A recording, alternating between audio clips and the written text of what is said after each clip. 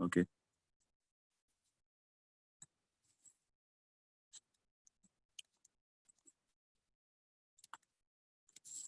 Question number 1, correct order of the radius of the first orbit of H He plus Li3 plus Be3 plus. तो H का जो value होता है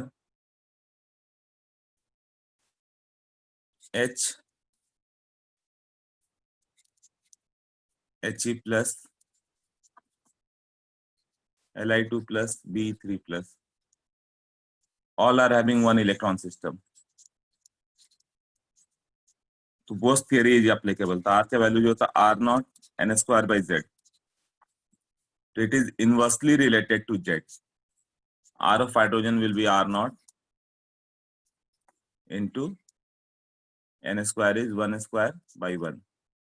are helium plus लोगे तो R not an square का value 2 square, तो ये 1 स्क्वायर फर्स्ट ऑर्बिट का देख रहे हैं by 2। R Li2 plus R naught, तो ये वैल्यू आ गया आर नॉट, ये हो गया R naught by 2, R naught 1 square by Z का वैल्यू 3, आर नॉट बाई 3। ऐसे होगा, तो किसका ज्यादा हो गया, R hydrogen greater than R helium plus than R Li2 plus than R Be3 plus. तो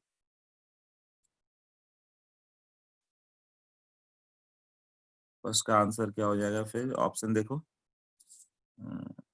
डायरेक्ट ए ही हो जाएगा। आई थिंक ये सबका राइट होगा, करेक्ट। वही मैंने बोला था, रेशियो वगैरह आते रहता है। दूसरा देखो, the ratio of radii of first orbit of hydrogen helium and Li2 plus is, ratio लेना आप, फिर से रेडियस ही, okay. Hydrogen helium plus Li2 plus,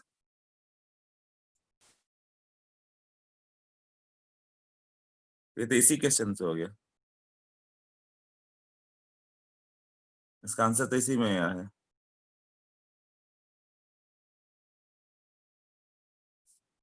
first का क्या आ गया था, इसका ऑप्शन आ गया ए। सेकंड पे चल जाए, तो इसका रेशियो लेना है, ये कितना हो जाएगा, ये आर नॉट कितना 0.539 एंगस्ट्रम, ये कितना आर इक्वल टू 0.529 एंगस्ट्रम, ये था ना। क्या इसका मतलब नहीं है, वैल्यू नहीं पूछेगा, हमेशा रेशियो ही पूछता है। R naught by 2, R naught by 3, but मालूम होना चाहिए, पूछ भी सकता है। तो ये कितना होगा 1:1/2, 1/3, 1/4। तो इसको मल्टीप्लाई कर दो, कॉमन फैक्टर जो होगा 12 इज द कॉमन फैक्टर ना, 12 से मल्टीप्लाई करोगे तो 12, ये 6, 12 से मल्टीप्लाई किया तो ये 4 और ये 3, इस रेशियो में होगा 12:6:3। सेकंड का आंसर नहीं, 3 ही तक बताना है, HCl प्लस और 2 प्लस, तब कितना हो जाएगा, यदि 3 तक का पूछा तो मैंने वो भी ले लिया ना, तब कॉमन फैक्टर थोड़ा चेंज हो जाएगा। ये तीनों का रेशियो बताना है, ये कितना होगा, इसमें 6 से मल्टीप्लाई कर दो तो 6:2, 1/2 इंटू 6, 3:2। ये देखो कौन सा ऑप्शन है, बी। तो सेकंड का आंसर वैल्यू बी। हाँ, अब बताओ क्वेश्चन नंबर 1, 2 में किसी को कोई डाउट है, then will go to next question.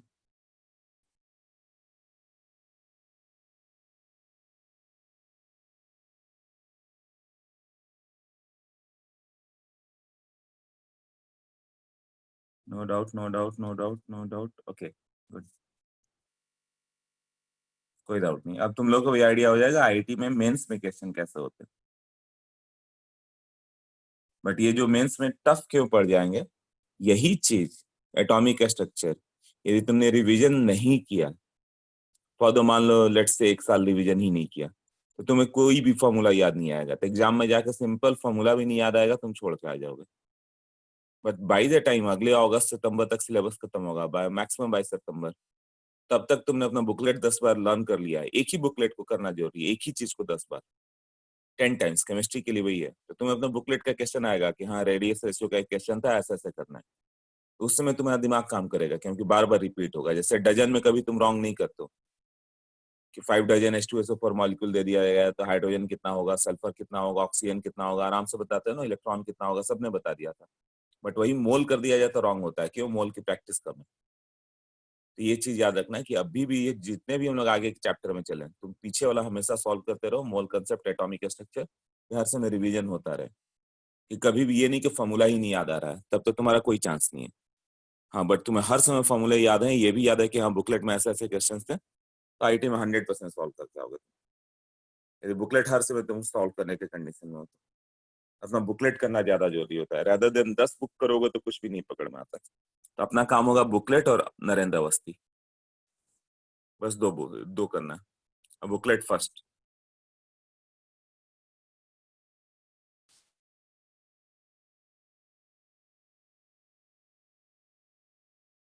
Okay, कुछ बोल रहे हो क्या?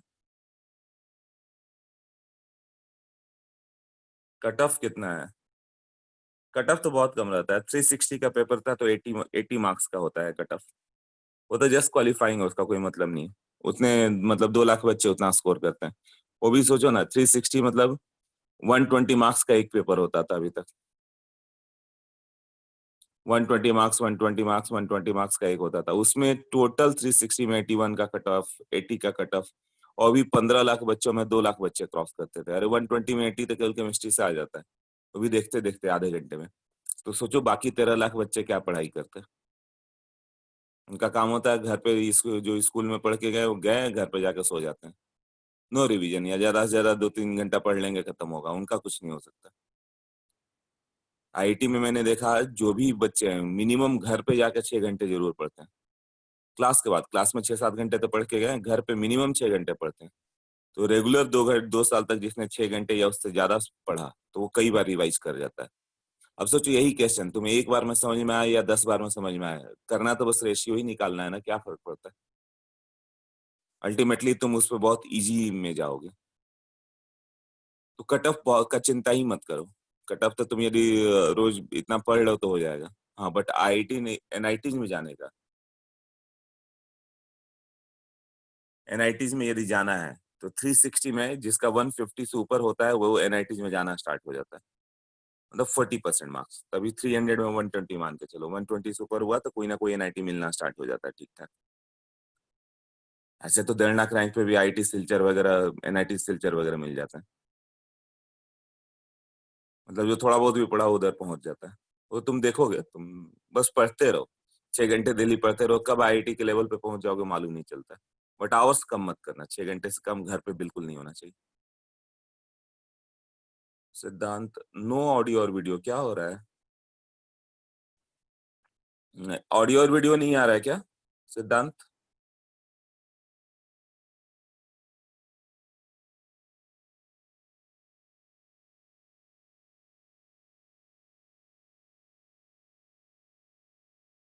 स्क्रीन शेयरिंग स्टार्ट है सिद्धांत, सबको स्क्रीन शेयरिंग दिख रहा है ना, और ऑडियो और वीडियो दोनों आ रहा है ना, कि कुछ प्रॉब्लम है इधर? वो बोला कि नो ऑडियो वीडियो और समथिंग। स्टार्टेड है, यस सब सही है। सिद्धांत कनेक्शन चेक करो, कुछ तो प्रॉब्लम है तुम्हारा।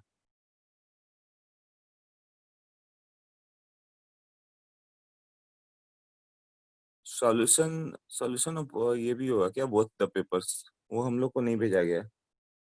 वो शायद हो सकता है ग्रुप पे अपलोड हो, डीडी सर से एक बार पूछ लेना।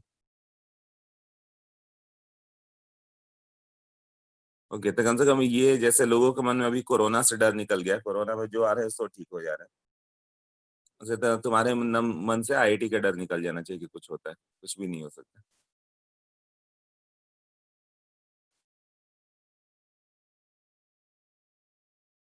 हाँ केमिस्ट्री सॉल्यूशन, सॉल्यूशन तो नहीं भेजा हम लोगों ने, ग्रुप पे तो देख रहा था अभी।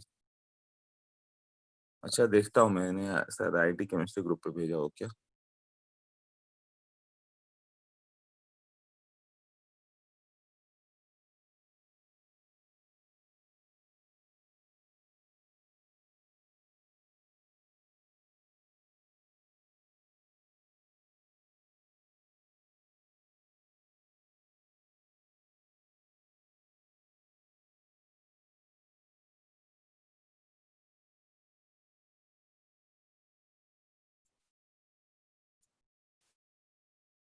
नहीं हो सकता है वो तुम लोग के स्टूडेंट साइट पर अपलोड करते हैं, हो सकता है वहां पर अपलोड कर दिया।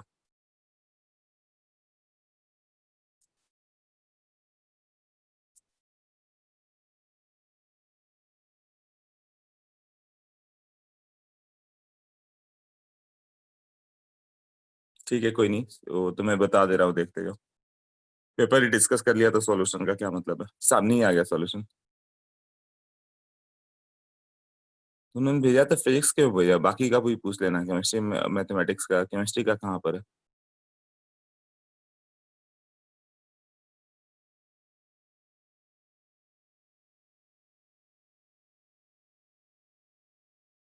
नहीं पेपर डिस्कशन करना पड़ता है, कई लोगों को सॉल्यूशन से भी समझ में नहीं आता। नेक्स्ट लेक्चर हमेशा पेपर डिस्कशन चला जाता है। वैसे सॉल्यूशन अपलोड हो जाना चाहिए था साइट पे, भेजते नहीं हम लोग को नहीं मालूम चलता सॉल्यूशन, बट साइट पे अपलोड कर देते हैं। Okay, third question.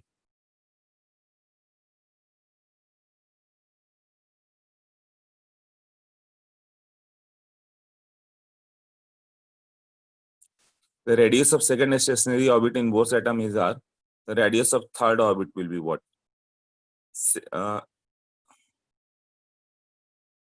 Radius of second stationary orbit is r. तो radius of in Bohr's atom कौन सा है, hydrogen, helium plus Li2 plus B3 plus ये सब।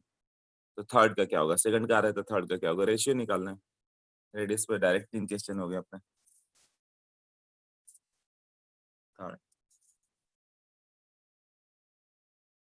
R2 equal to R naught n square का वैल्यू 2 स्क्वायर बाई जेड, और ये जो भी एटम हो ये R नॉट है। तो तुम्हें R3 निकालना है, R3 इक्वल टू व्हाट, वो R naught into 3 square by Z equal to what. तो इसको x मान ले, ये दोनों को डिवाइड कर दो तो क्या हो जाएगा, यहाँ से ये आर नॉट कैंसिल हो गया, जेड जेड कैंसिल हो गया, तो 4/9 इक्वल टू R0/x। तो x का जो वैल्यू होगा 9 R0/4। इसका आंसर देख लो क्या है। पेपर डिस्कशन नहीं रहेगा, जिसको सारे क्वेश्चन आ सकते हैं वो 9R/4।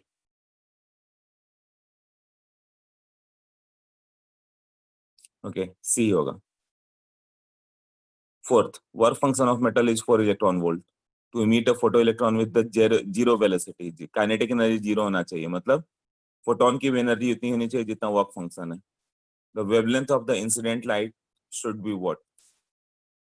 तो वेवलेंथ एंगस्ट्रम में बताना है ना, 4 इलेक्ट्रॉन वोल्ट। ओके,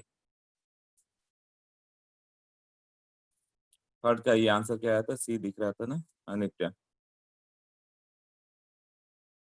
बोलो। Good morning sir.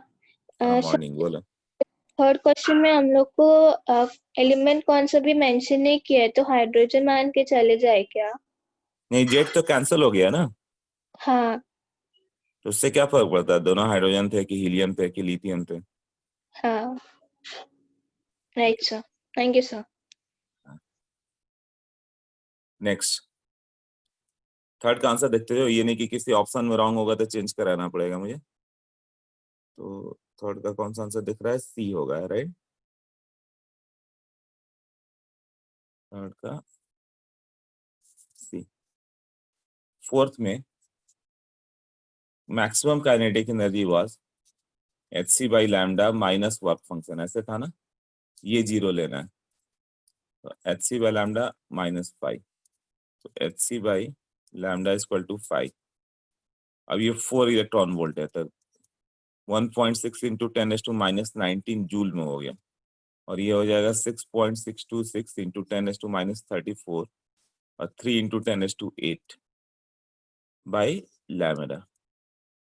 तो लैम्डा का वैल्यू जो होगा ये हो गया 20, 6.6 इंटू 3 को 20 ले लो, into 10⁻26 divided by 4 into 1.6 into 10⁻⁻19, ये हो जाएगा 10⁻7 मीटर में। तो 10⁻⁻10 मीटर मतलब 1 एंगस्ट्रम। तो इसको 20 × 10⁻³ कर दो बाय 6.4 कर दो, तो इंटू 10⁻⁻10 मीटर, तो इसको एंगस्ट्रम लिख देंगे। तो बस इतना देखना है, ये 20/6 कितना हो गया, 3 के आसपास, 3 × 10⁻³ मतलब 3000 के आसपास वाला आंसर होगा। इतना से चल जाए तो ठीक है, बट और क्लोज चाहिए यदि 3100, 2900, 2800, तो हम लोग इसको और क्लोज जाने की कोशिश करेंगे। तो पहले देखो 3000 के आसपास कोई आंसर है या कोई इसके आसपास भी भटक रहा है। हाँ, तो ए और डी में देखोगे तो दोनों क्लोज गया है, 2700 और 31। तो अब थोड़ा और क्लोज का आंसर करने की कोशिश करेंगे, 27 और 31। तब सोचो क्या हो सकता है।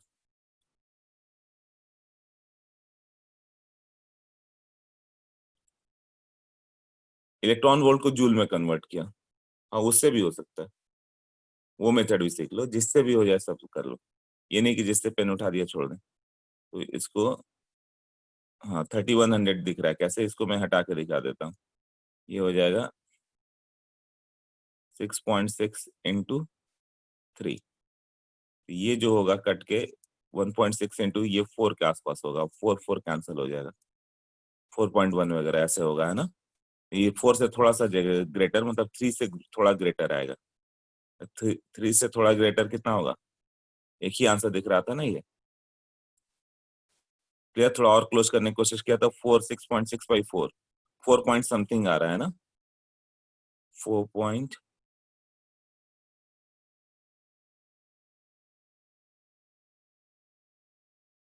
11, और 4 से जब ये करोगे तो कितना हो जाएगा, 3100 के आसपास। ठीक है, तो ऑलमोस्ट 3100। तो पूरा कभी नहीं करते हैं, ठीक है ना, जिससे क्लोज आ जाए उससे देख लो, या फिर दूसरा मेथड 1240 वाले से भी कर सकते हो। उससे कैसा आएगा कैलकुलेशन, तो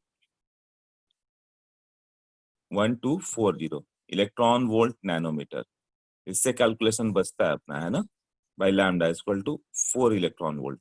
लैम्डा डायरेक्ट नैनोमीटर में आ गया, देखो कितना, 310 नैनोमीटर, तो ये 3100 एंगस्ट्रम। तो दोनों मेथड से कैसे करना क्लियर होना चाहिए। कई लोगों ने ये किया होगा तो शायद ये मल्टीप्लाई नहीं किया तो रॉन्ग हो गया हो। जब एसआई यूनिट लोगे तो जूल में ले आना है, इससे मल्टीप्लाई करके लाना होता है। तो देखो इसमें कैलकुलेशन बढ़ा जाएगा, और वही मैंने बोला था कि एटॉमिक स्ट्रक्चर होगा, तुम ये डेटा यूज करोगे तो शॉर्ट में होगा।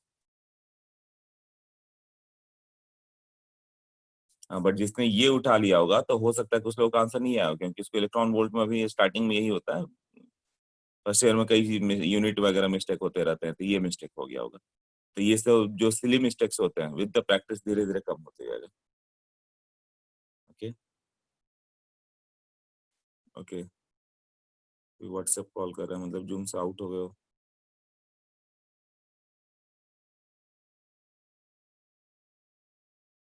सिद्धांत सिंह ही आउट होगा, ओके।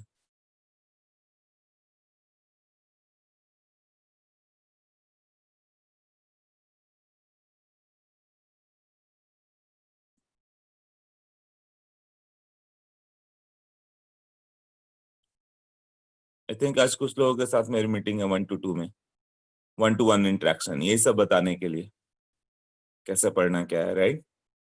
और कल भी जो टाइमिंग है, कल कुछ लोगों के साथ भी मेरा है, वो गलती से 10 to 11 दिया हुआ है। 10 to 11 मेरा लेक्चर है, थोड़ा इंटरेक्शन सेक्शन देख लेना। वो 10.7 होना चाहिए, तो 1.07 होना चाहिए था, 10.7 हो गया, पॉइंट लिखने में रॉन्ग हो गया। तो कल भी मेरा मीटिंग जो है शेड्यूल 1 to 2 ही रहेगा, ये ध्यान रखना।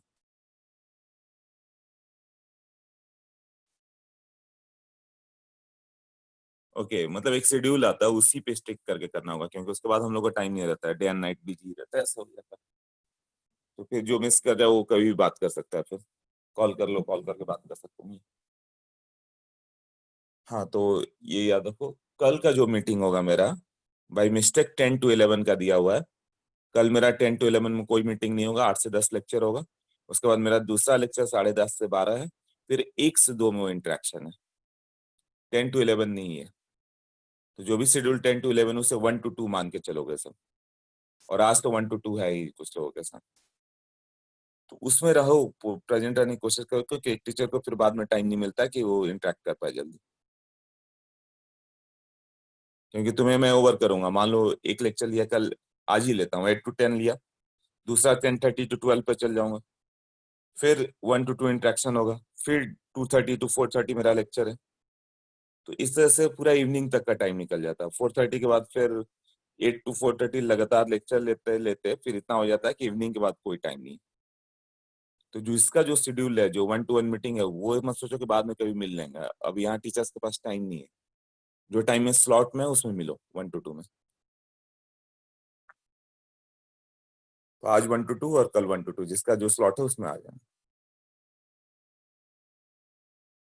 ओके, एंगस्ट्रम को नैनोमीटर में कन्वर्ट करके लैम्डा और कॉस्मिक सिलेबस नेक्स्ट टेक्स्ट का अभी अनाउंस नहीं है ना? सो 20 जून once I have not met you, सो हम 20 जून को मिस कर गए थे, क्यों? अच्छा, 20 जून क्या था? 20 जून को मेरा था क्या सैटरडे को? सैटरडे को मीट नहीं होगा, कुछ रॉन्ग हो गया, कुछ रॉन्ग रिटर्न होगा।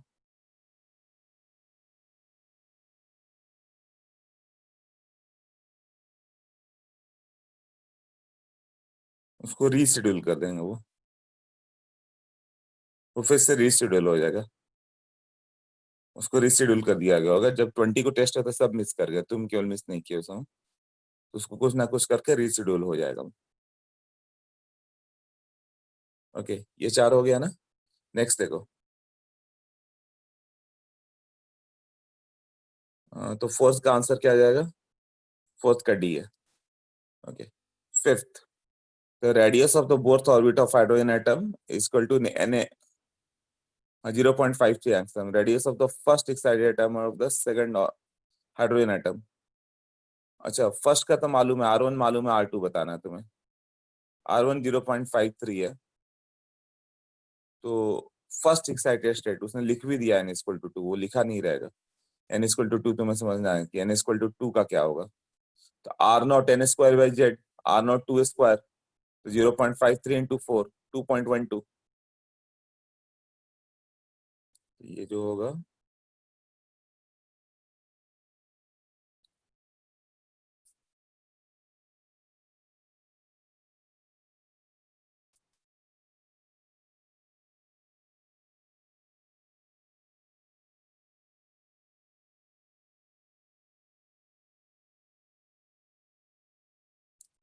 0.53 एंगस्ट्रम। तो हम लोग को R2 का वैल्यू चाहिए, R not 2 square by 1, 4 R not, तो ये 4 इंटू 0.53 एंगस्ट्रम।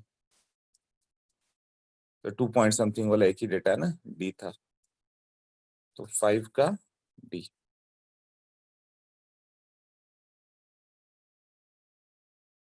आई थिंक ये सब अब किसी का डाउट होगा भी नहीं।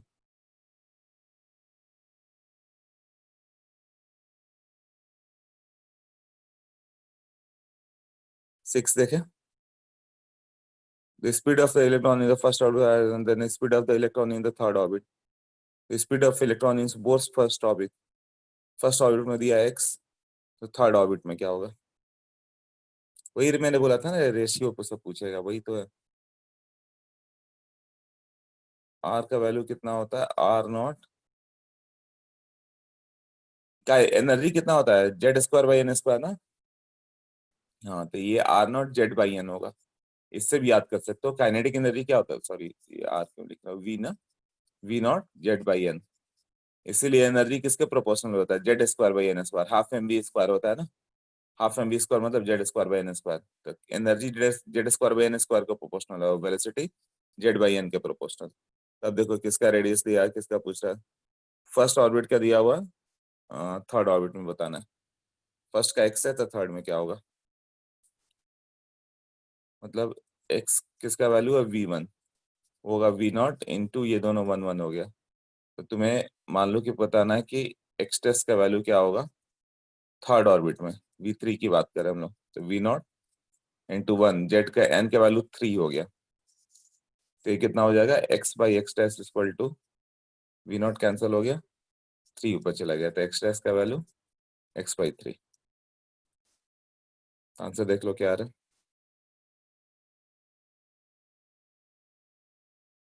बी आ जाएगा इसका। सेवंथ तो डायरेक्ट कंसेप्चुअल है, both theory is not valid for the species. किसके लिए नहीं है?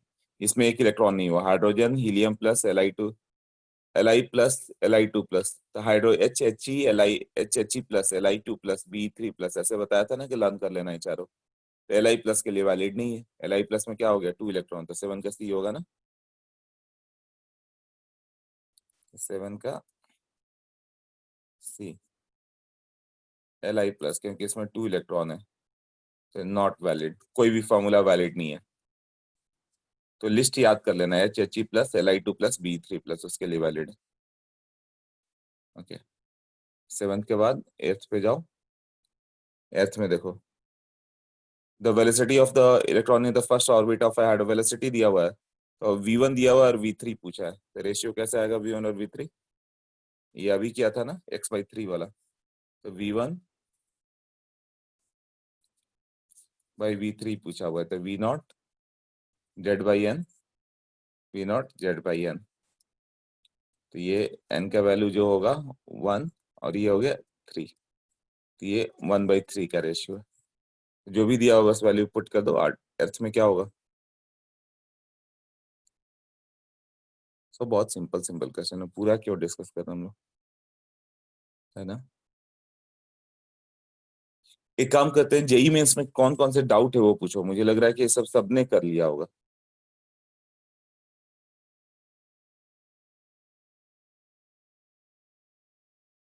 हाँ, 10th और 18, 10, 16, 18, तो पहले ये 3 करते हैं, वो जो डाउट होगा अभी वही करेंगे।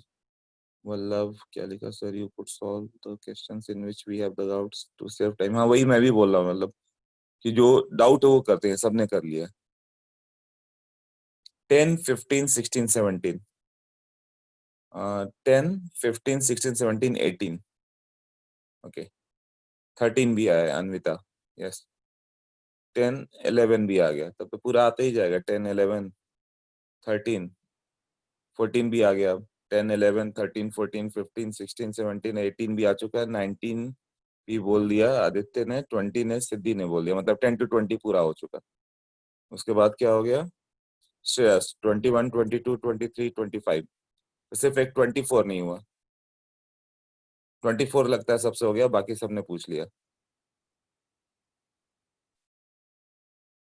तो क्या फायदा, तब पूरा करते जाओ। सब तो पूछ ही दिया, एक 24 किसी ने नहीं बोला कि नहीं करो, बाकी सब बोल लो कि कर दो। देखो फिर, 8th हो गया। 9th, ratio of kinetic energy of total energy of the both orbit in hydrogen species कितना होगा? ये दोनों का रेशियो बताना है तुम्हें।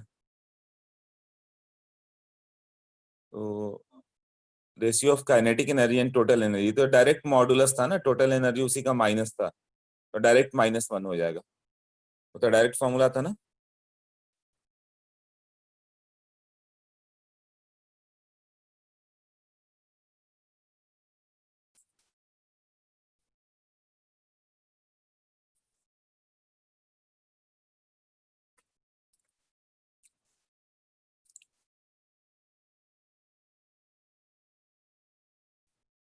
तो ये दोनों का रेशियो क्या होगा? ये दोनों को डिवाइड कर दो, तो वैल्यू कितना होगा? -1, तो आंसर क्या होगा? 9th का आंसर डी। ओके, सो 9th का आंसर इट इज। 10th पे जाओ। 10 से लगातार सबने पूछ लिया, 10 to 20, 21 से भी, 24 छोड़ के। 24 किसी ने नहीं पूछा, क्या है 24? फर्स्ट लाइन ऑफ द बारहवां से the wave number of the line है the sum of x plus Y, ये सबसे हो गया होगा, अब मुझे चांस नहीं लग रहा। ओके, 10th के बाद 11th पे जाओ। 10th, element form two different sulfates in which percentage of weight is 28 and 37. What is the ratio of oxidation number of the element in these two sulfate? तो यहाँ oxidation number इतना तो बताया था कि वैलेंसी हो जाती है।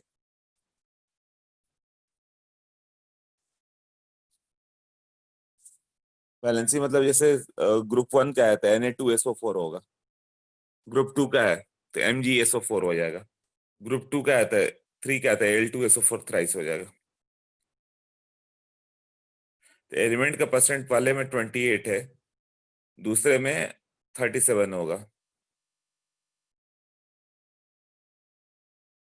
तो वैलेंसी क्या होगा, एक मिनट,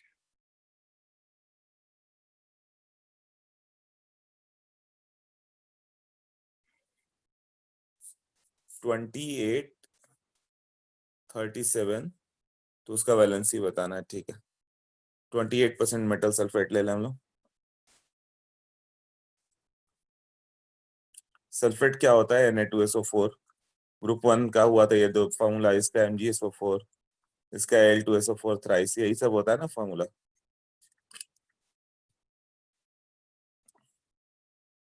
इस तरह से है। तो इसका नंबर ऑफ इक्विवेलेंट इक्वल करें, क्या हुआ सचिन,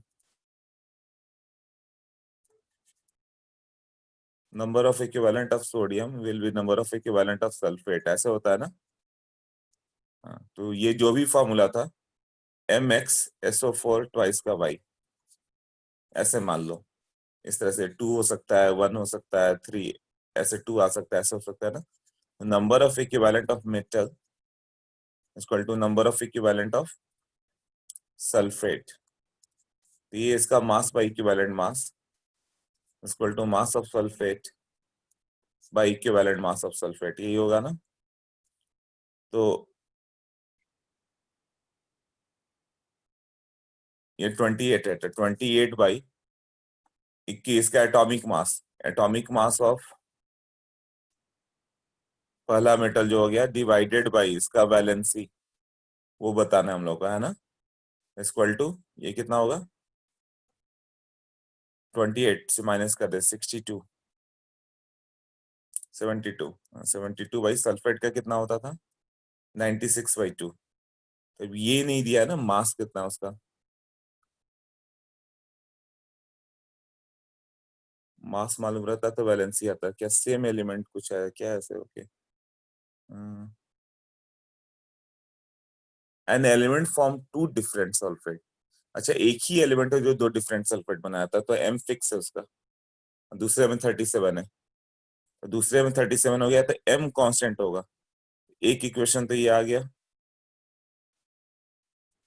और दूसरा इक्वेशन होगा 37 ना, तो 37 बाई उसका इक्विवेलेंट मास, वहां भी एटॉमिक मास तो M ही है, एक ही एलिमेंट है, जैसे आयरन हो गया Fe2 plus Fe3 plus divided by y, तो ये कितना होगा 63/96/2। अब तुम्हें x और y का रेशियो चाहिए, तो ये दोनों को डिवाइड कर दें, दोनों को डिवाइड कर दोगे इक्वेशन 1/2, तो क्या होगा,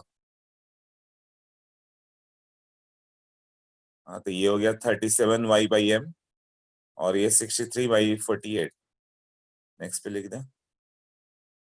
हाँ पहले ये रिएक्शन लिखने में देखो, number of equivalent of metal equal to sulphate, number of equivalent of metal कैसा होगा, उसका मास पाई उसका इक्विवेलेंट मास, मास कितना है 28 पहले केस में, तो सल्फेट का मास 100 - 28 72 हो गया।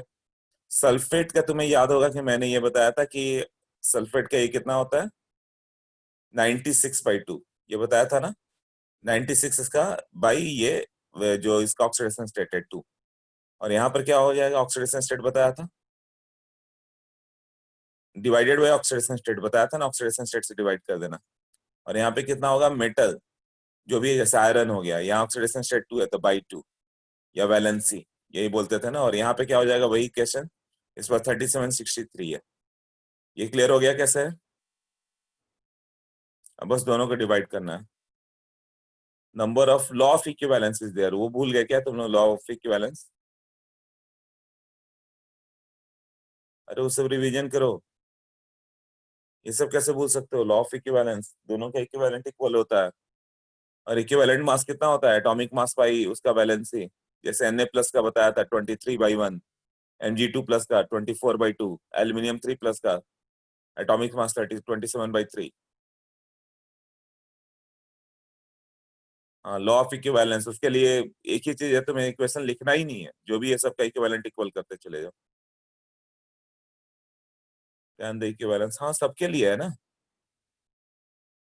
जैसे मेटल सल्फेट से कंबाइन किया था, मेटल सल्फेट कम बना, तो जितना इक्विवेलेंट मेटल का होगा उतना ही सल्फेट का होगा, तो उतना ही MxO होगा।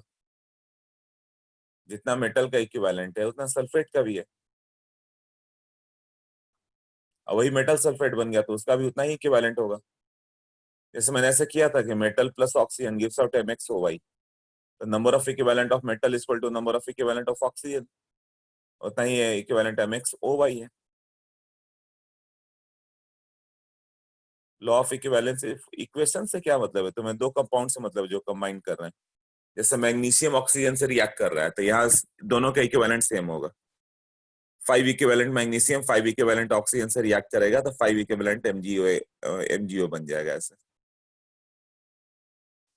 रिएक्टिंग सब्सटेंस के लिए इक्वेशंस का मतलब नहीं होता, जो आपस में रिएक्ट करेंगे। तो मेटल सल्फेट से रिएक्ट किया तो मेटल सल्फेट बना होगा, तो जितना मेटल का इक्विवेलेंट होगा उतना ही सल्फेट का इक्विवेलेंट होगा, तभी मेटल सल्फेट बना ना। तो दोनों का इंडिविजुअल इक्विवेलेंट क्या होता है, इक्वल होता है। जैसे MgO है तो उसमें जितना इक्विवेलेंट Mg का होता है O का भी है, उतना ही इक्विवेलेंट MgO भी बनता है। इक्वेशन पे चले जाओ उसके। MgO कैसे बना होगा, Mg plus O2 gives out MgO, तो जितना इक्विवेलेंट Mg है उतना ही इक्विवेलेंट ऑक्सीजन है। तो 5 equivalent of Mg reacts with 5 equivalent of oxygen to form 5 equivalent of MgO, तो दोनों का अपना इंडिविजुअल इक्विवेलेंट इक्वल होगा 5 और 5।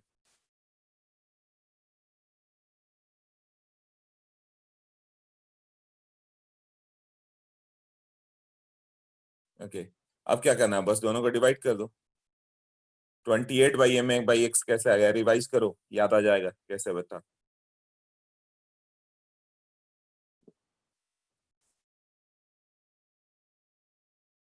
रिवीजन इम्प्रॉपर नहीं तो तब तो बार बार पूछोगे कैसे था वो मैंने बताया था सबकी। Number of equivalent of metal का एक फॉर्मूला आता है, मास बाई इक्विवेलेंट मास, और इक्विवेलेंट मास कितना होता है, ENA प्लस 23/1/1 EMG2 प्लस। तुम लोग ऐसे बिहेव करो जैसे लॉ ऑफ इक्विवेलेंस पढ़ा ही नहीं है, इक्विवेलेंट मास मालूम ही नहीं कैसे करना है।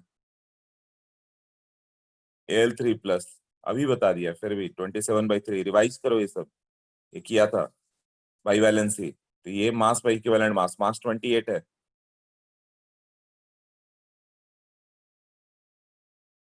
हाँ, by equivalent mass, atomic mass by x हो गया ना।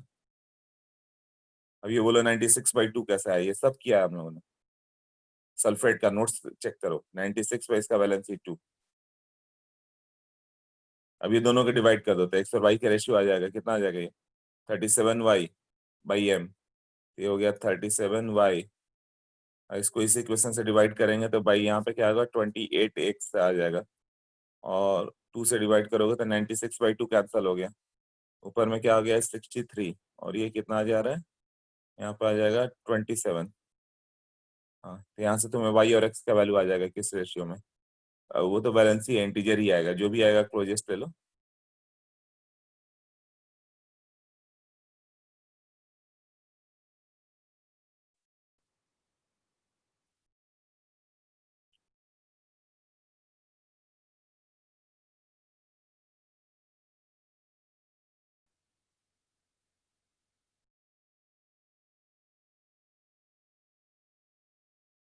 ओके,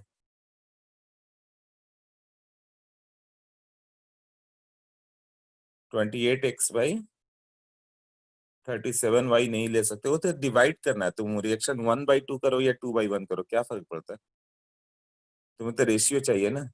बाद में क्वेश्चन पे जाएंगे कि x/y पूछा है कि y/x पूछा, वो देख लेंगे। पहले डिवाइड करके एक वैल्यू तो ले आओ।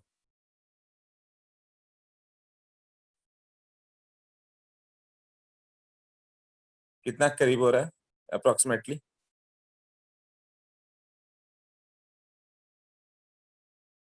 अप्रोक्सीमेटली 1:2 है क्या। अच्छा, 3:2 है। ओके, 1.5 आ रहा है।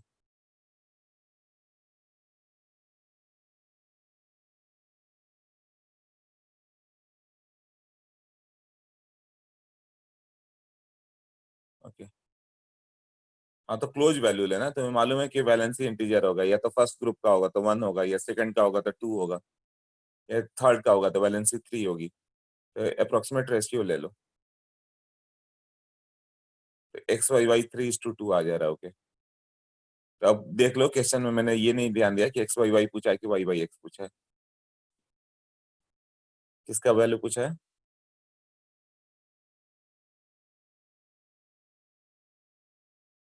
XYY पूछा है तो XYY ले लो और अप्रोक्सीमेटली कर दो, तो यहाँ से XYY के वैल्यू कितना आ रहा है, 3:2। ओके ठीक है, तो ये आंसर देख लेना। ओके, अप्रोक्सीमेशन करके।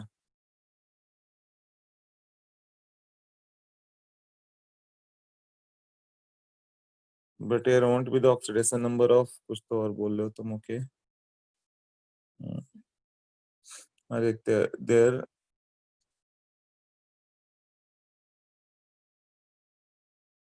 नहीं नहीं, हम लोग एक मेटल का रेशियो ले रहे हैं, मेटल की वैलेंसी। पहले में मेटल की वैलेंसी एक्स है, दूसरे में मेटल की वैलेंसी वाई है, तो तुम्हें पहले में मेटल की वैलेंसी एक्स और दूसरे में मेटल की वैलेंसी वाई आ गई, तो वही X:2 आया ना। Oxidation number of metal two sulphate, अच्छा ये पूछा है क्या कि oxidation number of ratio of oxidation number of two metal पूछा है, मेटल एंड सल्फेट का पूछा है, तब कुछ और होगा। रुक जाओ, कहाँ पे 10th, ratio of oxidation number of the elements पूछा है in these sulphate, metal is to sulphate नहीं पूछा है। दोनों में जो मेटल हो गया क्या क्या बैलेंस शो कर रहा है, जैसे FeSO4 और Fe2SO4 थ्राइस। FeSO4 में आयरन का ऑक्सीडेशन स्टेट 2 है और Fe2SO4 थ्राइस में 3 है, तो ये रेशियो पूछा है कि हाँ यहाँ 2:3 है। मेटल का ही रेशियो पूछा हुआ आदित्य, ध्यान से देखो। Oxidation number of the element बताया था ना, क्या होता है, वैलेंसी को बोलते हैं। हाँ, ऑक्सीडेशन नंबर ऑफ एलिमेंट्स उसका, जैसे FeSO4 तो वैलेंसी 2 है तो ऑक्सीडेशन नंबर +2 है। हाँ, मेटल का ही पूछा है वो तो। सिमिलर रिएक्शन वो FeSO4 और Fe2SO4 थ्राइस मान के चलो, FeSO4 में 2 होता है, Fe2SO4 थ्राइस में 3 होता है।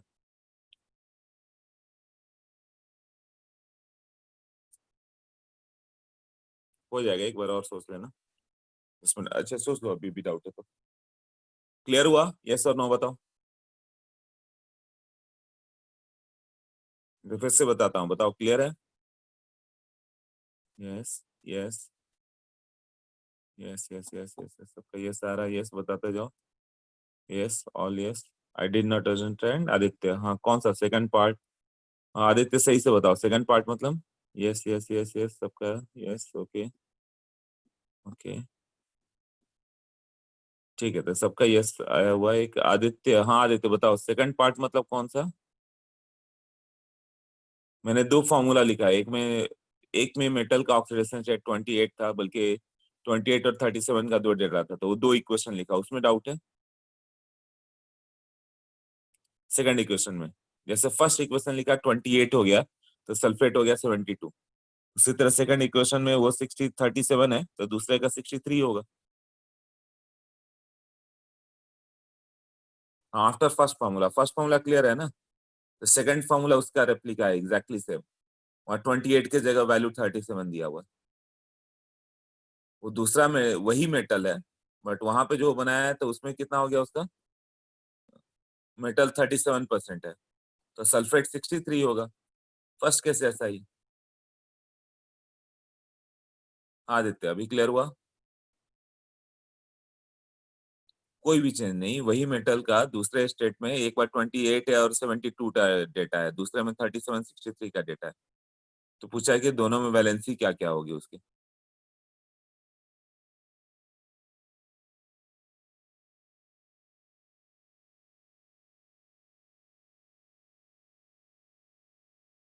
बोलो आदित्य यस और नो।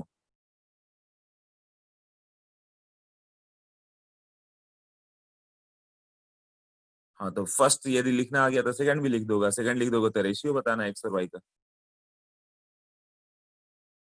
ओके, और रेस्ट ऑल सबका यस था।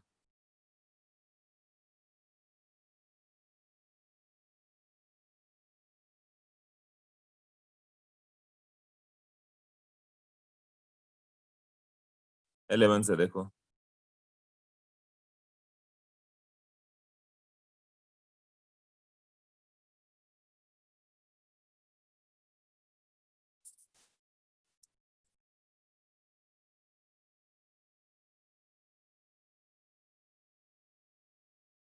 द थ्रेशोल्ड फ्रीक्वेंसी दिया हुआ है 4 into 10⁻14 per second, minimum energy of photon to cause the photoelectric effect। तो थ्रेशोल्ड फ्रीक्वेंसी ये है कि उसकी फ्रीक्वेंसी जैसे ही भेजोगे इसी पे जस्ट फोटो इलेक्ट्रिक इमिशन होगा। इससे ज्यादा का फ्रीक्वेंसी डाला तुमने तो पैकेट्स बड़े हो जाएंगे। एनर्जी एच न्यू होता है ना, तो एनर्जी पैकेट, बड़े एनर्जी पैकेट आएंगे तो क्या होगा, उसकी काइनेटिक एनर्जी बढ़ती जाएगी। Kinetic energy equal to H nu minus phi होता है, तो न्यू बढ़ाते जाओगे तो काइनेटिक एनर्जी बढ़ते जाएगा। बट थ्रेशोल्ड मतलब वो उतना है जब काइनेटिक एनर्जी जस्ट जीरो है, मतलब जो पैकेट भेजा तुमने उसका वो जस्ट 5 के बराबर है, मतलब जी मिनिमम जितना उसको निकालने के लिए चाहिए उसके बराबर है, मतलब 5। तो 5 का वैल्यू क्या हो गया, एच न्यू हो गया, बस हो गया 11 का आंसर।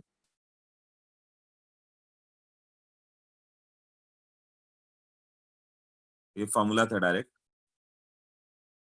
क्या था वो, K max equal to H nu minus 5। जब ये जीरो होगा उसको थ्रेशोल्ड फ्रीक्वेंसी बोला था, तो 5 equal to H nu naught, ये फॉर्मूला आया था अपना ऐसे। तो अब ये तुम्हें किसका वैल्यू दिया हुआ, न्यू नॉट दिया हुआ 5 बताना है, तो 5 का वैल्यू होगा 6.626 इंटू 10⁻−34 इंटू न्यू कुछ तो दिया हुआ है 4 इंटू 10⁻14 वगैरह कुछ था, ये हो जाएगा 24, 26 और ये 10⁻−20। तो ये ऐसा आंसर कुछ दिख रहा है 26 वाला कुछ टाइप, एक ही डी ही तो दिख रहा है। 26 दिखा ना, बस उतना समझ लो कि वो डेटा सर्च करो, बाकी पावर वगैरह छोड़ दो, यानी कि पूरा पावर भी निकालो तब चेक करो। मिनिमम में तुम्हें देखना आंसर क्या है।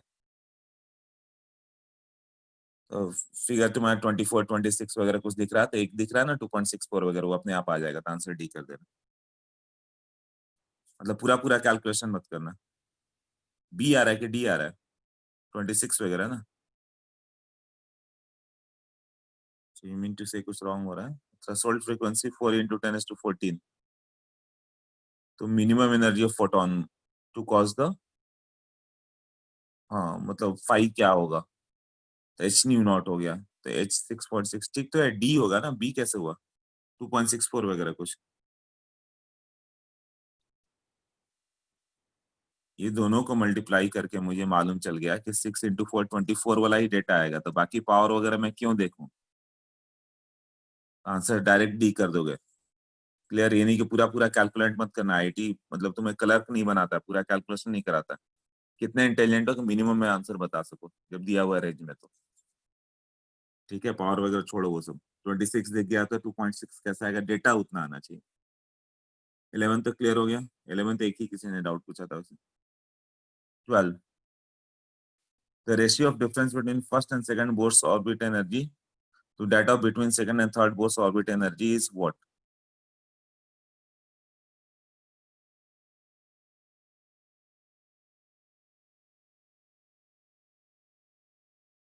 E1 minus E2 by E2 minus E3, okay?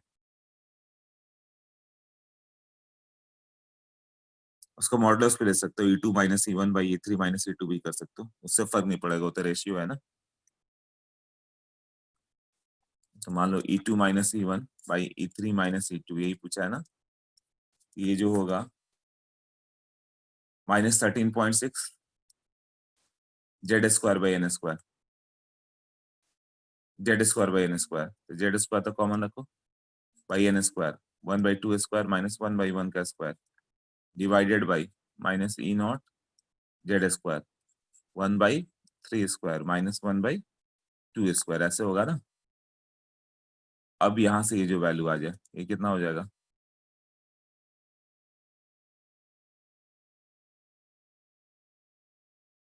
1 minus 1/4, minus को अंदर कर देते हैं, 1/4 माइनस 1/9। ये रेशियो देख लो कितना आ रहा है, फिर कुछ लोग आउट हो गए हैं क्या। participants.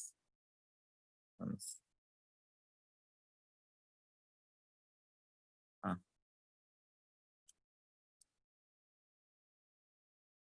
हाँ, तो ये रेशियो कितना हो गया, 3/4 इंटू इतना 36 ऊपर गया, ये 5 आ जाएगा, यही होगा ना 9, ये होगा 27/5।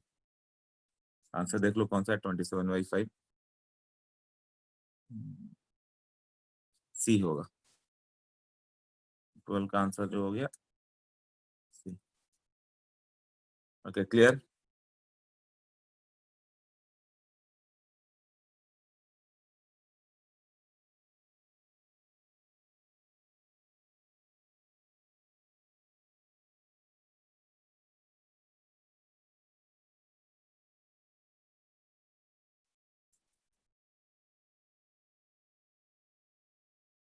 ठीक है,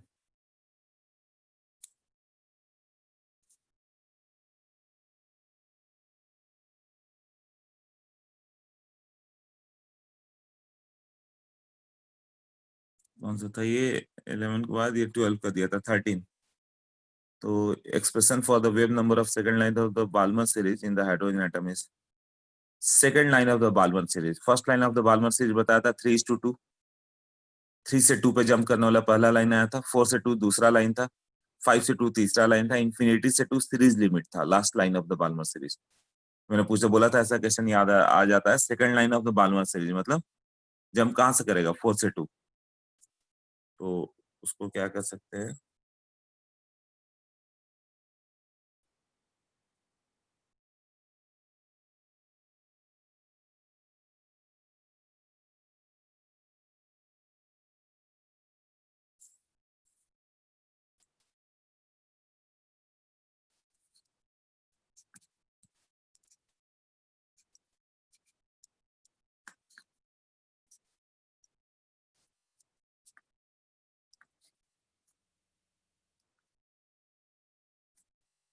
वेव नंबर पूछा कि वेव लेंथ, वो देखना होगा।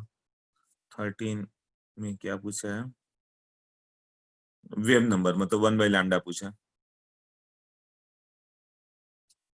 1/λ of the second Balmer series है ना, तो ये मतलब ये वेव नंबर पूछा है, न्यू, ये वैल्यू पूछा है, न्यू का वैल्यू ये हो गया न्यू, न्यू बार। तो न्यू बार मतलब आर इंटू हाइड्रोजन के लिए 1² और ये बाल्मर सीरीज है तो सेकंड पे ही आएगा, और ये सेकंड लाइन है मतलब 4 से 2 वाला। तो न्यू बार का वैल्यू देख लो, आर इंटू ये कितना हो जाएगा 16, 16 माइनस 4 12 ना, 3r/4।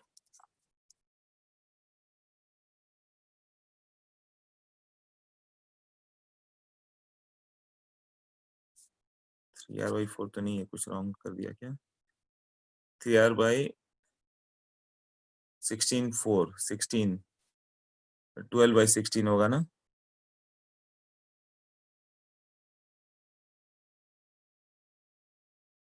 3r/16 आ रहा है, ओके मैंने कुछ लिखने में रॉन्ग कर दिया है।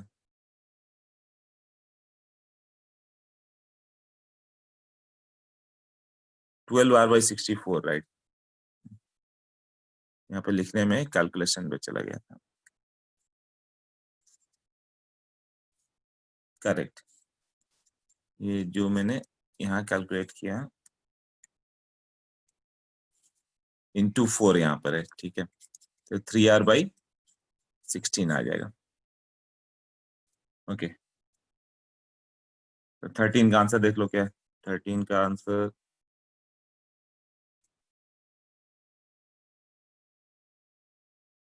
13 का बी हो गया, यही है ना। Okay next,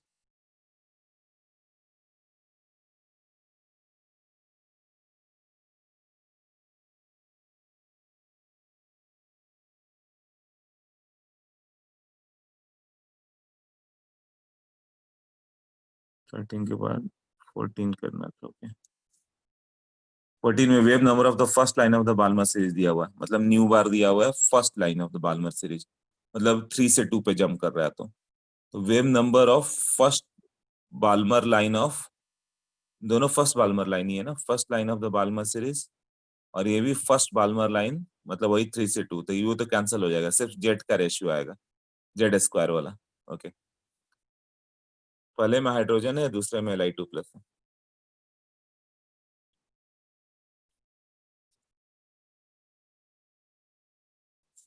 new bar equal to R Z square 1/n1² minus 1/n2²। n1 छोटा होता है ना, जो छोटा वैल्यू 1 2 3 4, ये n2 ग्रेटर आता है। तो न्यू बार पहले का हो गया r इंटू 1², और ये हो गया फर्स्ट ऑर्बिट, मतलब 2² माइनस फर्स्ट ये था। तुम्हें न्यू बार अब दूसरा बताना था। ये किसके लिए था? Li2+ का। ये किसका था? हाइड्रोजन का। इसमें क्या होगा? r इंटू जेड का वैल्यू इसका 3²। ये कितना हो गया? 1/2² माइनस 1/3², यही होगा ना। अभी दोनों को डिवाइड कर दो तो कितना होगा? New hydrogen by new bar of Li2+ will be 1/9। ये रेशियो होगा। न्यू न्यू हाइड्रोजन का दिया हुआ था, Li2+ का बताना है। न्यू हाइड्रोजन कितना है? 15200। 15200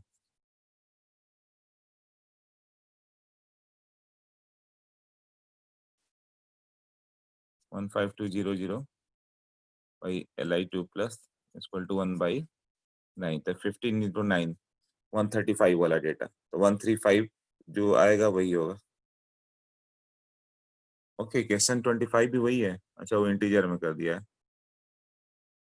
तो 135 वाला डेटा, हाँ डी है ना।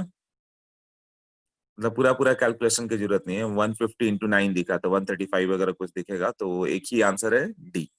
मतलब कैलकुलेशन मत करना है। ये समझ में आ गया ना सबको? आईआईटी में ऑप्शंस रहते हैं तो क्लोज वाला वैल्यू देख लो कि हाँ ये 15 इंटू 9 135 के आसपास का कुछ डेटा दिख रहा है, तो डी में दिख रहा है ऐसा डेटा, तो फिर आंसर इसका डी कर दो।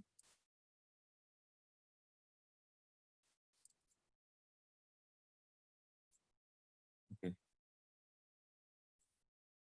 क्लियर है ना सबको यहाँ तक?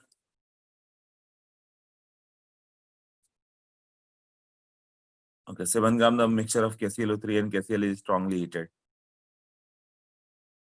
तो 2.5 ग्राम O2 आ गया, तो वो कहाँ से आ गया? KClO3 से। तो 2.5 ग्राम O2 आया तो मोल कंसेप्ट से KClO3 का मास आ जाएगा हम लोग का कि वो कितना ग्राम होगा। The residue analysis prove that proves to be only KCl। KCl ही बचेगा। KClO3 को हिट करोगे तो KCl बच गया उसमें। तो वेट फ्रैक्शन कितना होगा? तो KClO3 का मास मालूम चल गया, तो उसको सब्ट्रैक्ट कर दो, KCl आ जाएगा। 2.5 ग्राम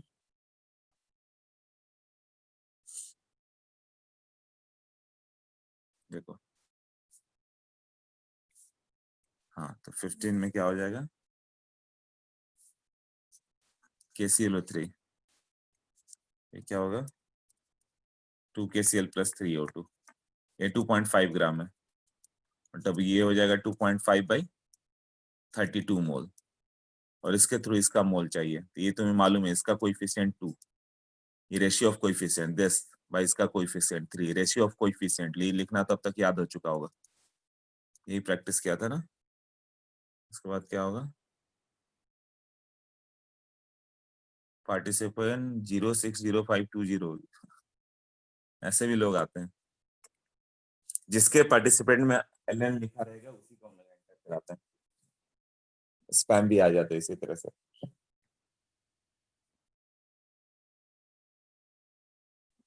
ओके,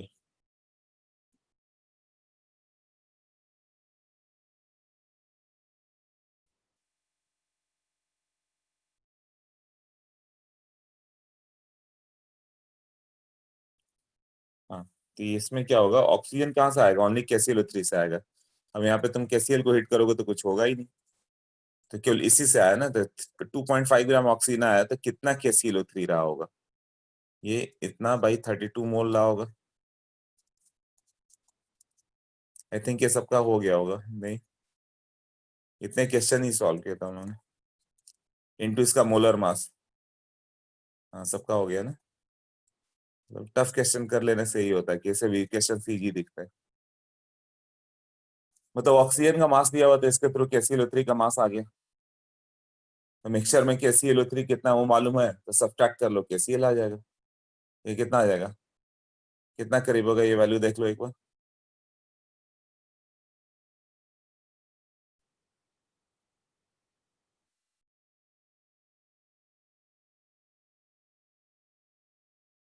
KClO3 का मोलर मास 122.5 है, 6.38 आ रहा है, तो 7 से माइनस कर दो, रेस्ट वो हो जाएगा।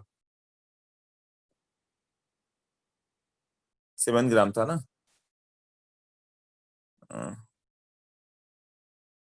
ओरिजिनल मिक्सचर में KCl कितना होगा, वेट फ्रैक्शन ऑफ KCl, मतलब दोनों का मास को डिवाइड करना है, KCl का मास बाई KClO3 का मास। KCl कितना था और KClO3 कितना था?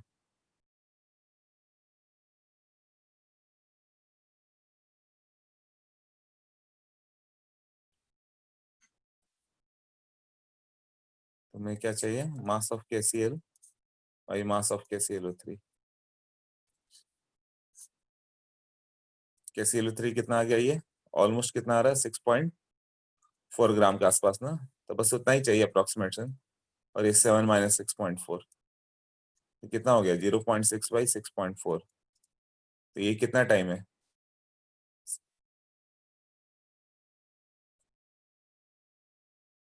0.1 के आसपास, यही दिख रहा है ना। तो 0.1 से थोड़ा कम ही होगा, 0.09 0.08 ऐसा, पहले डेटा चेक कर लो उसके बाद पूरा सॉल्व करना। 0.1 से कम, 0.08, तो एक है ना, ये है ना 0.08। हाँ, 0.1 0.2 क्यों नहीं जा रहा है, 0.1 के आसपास है, 0.1 के आसपास का वैल्यू एक ही है, ए है। तो बाकी अब सॉल्व मत करने बैठना, सबको समझ में आ रहा है ना कि सॉल्व नहीं किया जाता, ऑप्शंस देख के क्लिक कर दो कि हाँ ये ए होगा, ऐसे टाइम सेव करना होगा तुम्हें। हाँ बताओ, इसमें और कोई डाउट है? 15 क्लियर हुआ क्या?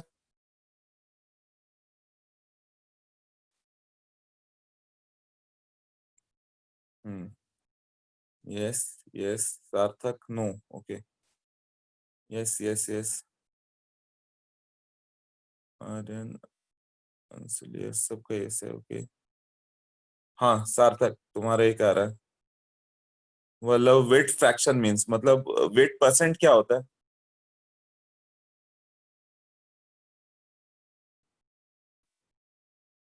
दोनों के मास का फ्रैक्शन पूछ रहा है, फ्रैक्शन मतलब दोनों के मास का डिवाइड करके पूछ रहा है।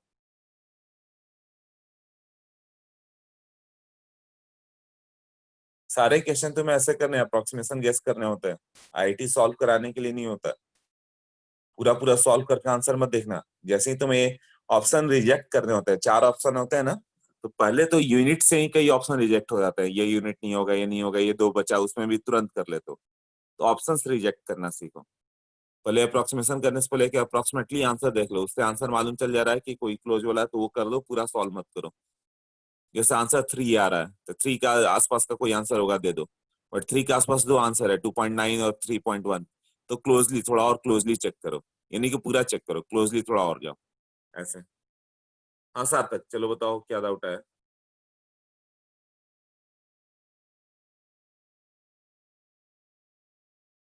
अच्छा, वेट फ्रैक्शन का, रुको रुको, कहाँ पे क्वेश्चन गया, 13 14 15, हाँ कैलकुलेट दो। अच्छा हाँ हाँ हाँ, थोड़ा रॉन्ग हो गया यहाँ पे, वेट फ्रैक्शन ऑफ KCl पूछा है इन द ओरिजिनल मिक्सचर। हाँ तो वेट परसेंट टोटल से डिवाइड करना होगा, 7 से डिवाइड करेगा, वो दोनों का आपस का रेशियो नहीं पूछा हुआ है, मेरा लिखने में रॉन्ग हो रहा है, वो वेट फ्रैक्शन ऑफ टोटल ये इसका पूछ रहा है। हाँ, तो यहाँ पे बाई ये से इसको थोड़ा सा करेक्शन कर दो, ये जो होगा बाई 7 ही रहेगा वो,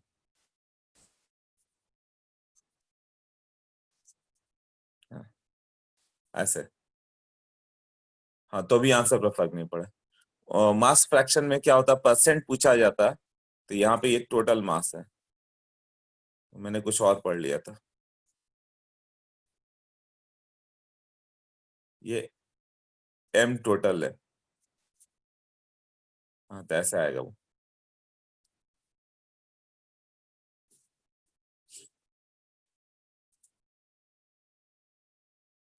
दोनों का रेशियो ऑफ मास नहीं है, फ्रैक्शन पूछा हुआ है। शायद यही डाउट आया होगा आदित्य का। ओके, अभी क्लियर हुआ?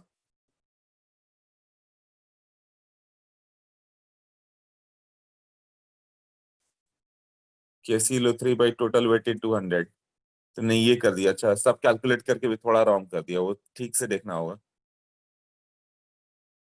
वल्लभ, राइट?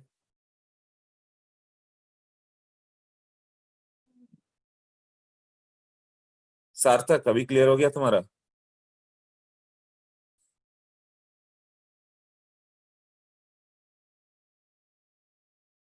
ओके, तो 16 पे चले।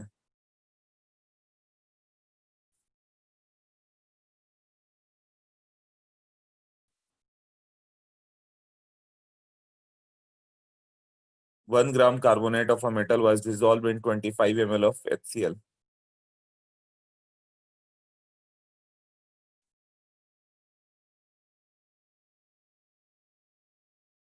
1 gram carbonate of the metal Na2CO3 MgCO3 इस तरह से was dissolved in 25 ml of NaCl। तो नंबर ऑफ इक्विवेलेंट दोनों का इक्वल कर लेंगे और तो इक्विवेलेंट मास ऑफ मेटल आ जाएगा। ठीक है, resulting liquid required 5 ml of NH2O for NaOH। Resulting liquid मतलब NaOH चाहिए, मतलब HCl ज्यादा डाल दिया गया। टाइट्रेशन के क्वेश्चंस हो गए, ये क्यों डाल दिया उन लोगों ने? ये नहीं हुआ होगा तुम लोग से, किसी से हो गया है क्या?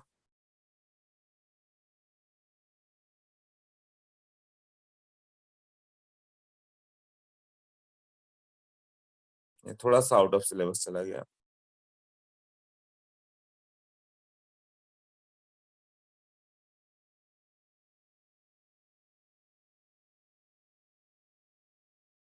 लो, गलती से बंद हो गया मुझसे।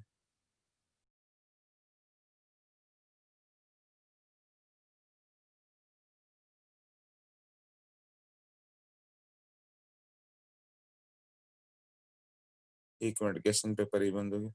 उसमें एसिड माइनस बेस करना होगा तुम्हें। प्रणय कर दिया था। ओके,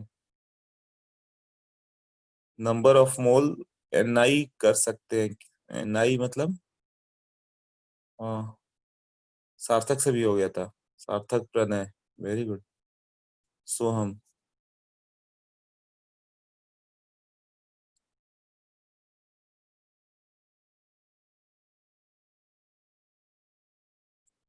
तीन लोगों का आंसर है। Number of mole equal, number of equivalent equal करना पड़ेगा। हाँ, तो ये कुछ लोगों को थोड़ा ज्यादा समझ में आया था, कर लिया उन लोगों ने, मगर ऐसे अभी नहीं पूछा जा सकता है क्वेश्चन, टाइट्रेशन में करते हैं हम लोग। तो ये नहीं हुआ तो इसका जान दो, उसका कोई प्रॉब्लम नहीं है, जो नहीं हुआ नहीं हुआ, क्योंकि ये टाइट्रेशन का क्वेश्चन है, अभी नहीं आना चाहिए था।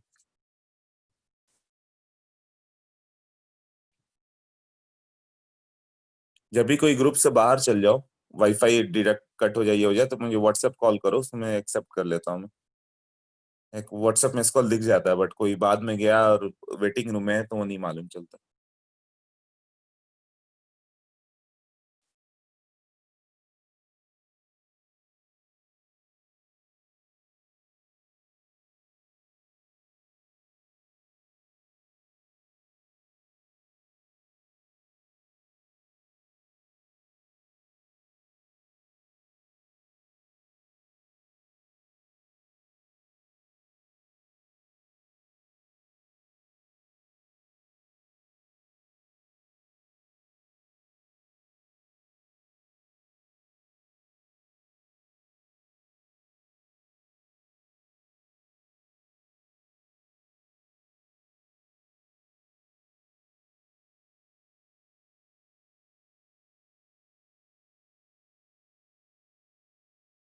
कहाँ पे गया वो? रुक रुक जाओ एक मिनट ना, अच्छे ग्रुप में जाना होगा मुझे।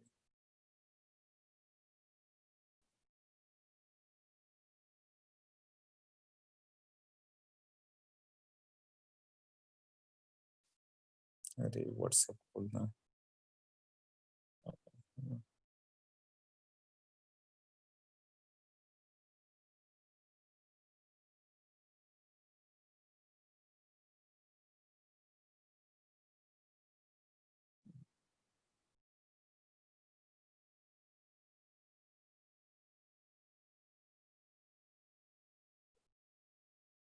1060 means nurture.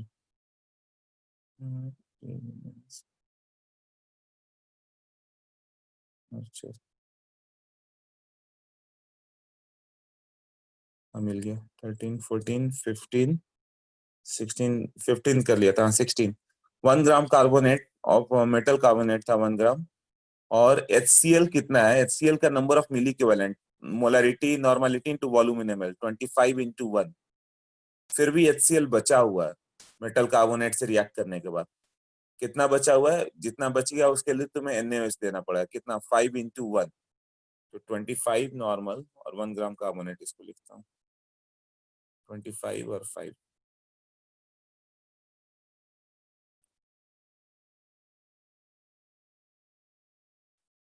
16 में करो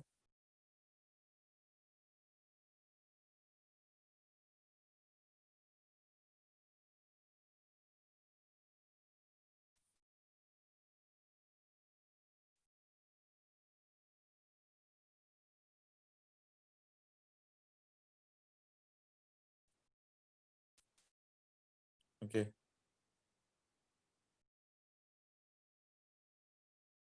ये 6520 किसका है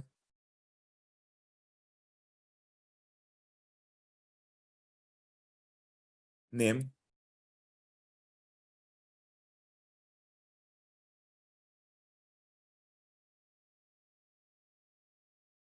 तुम्हारा ट्रू नेम क्या है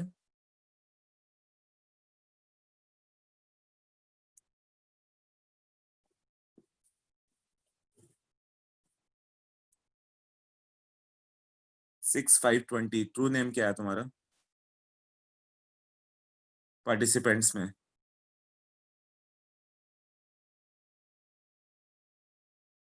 फिर कोई स्पैम है ये नेम बताओ ना मैं मीटिंग से हटा रहा हूँ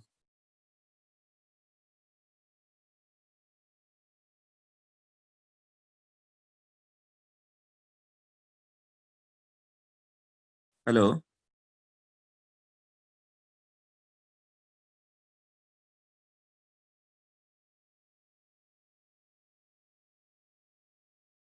better in the waiting room only okay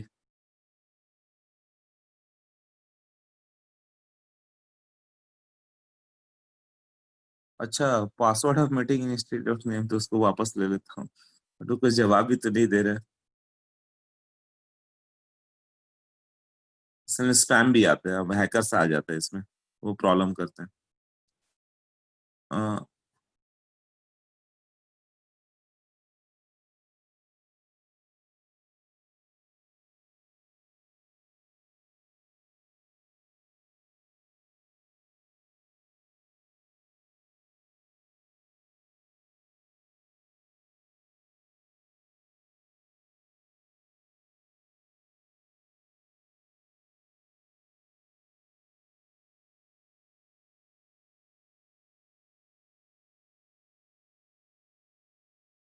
6520 अपना नेम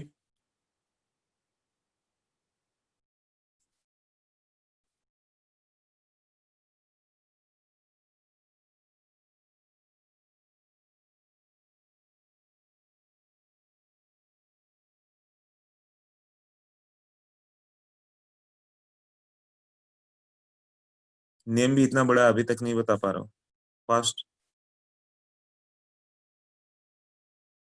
ओके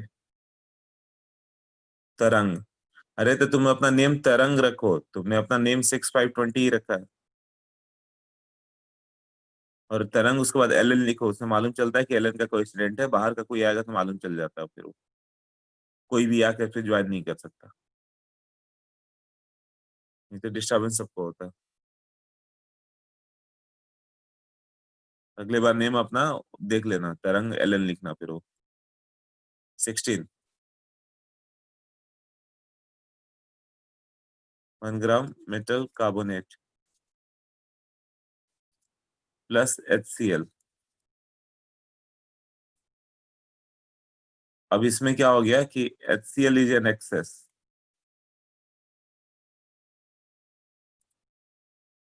उसका कितना था सो NaOH इज रिक्वायर्ड इसको बैक टाइट्रेशन करते हैं to neutralise rest in NaOH। Rest HCl को न्यूट्रलाइज करने के लिए तुम्हें NaOH भेजना पड़ा, तो number of equivalent of HCl कितना होगा, वो था normality into volume in litre, ऐसे करते हैं ना। तो नॉर्मलिटी कितना हो गया HCl का,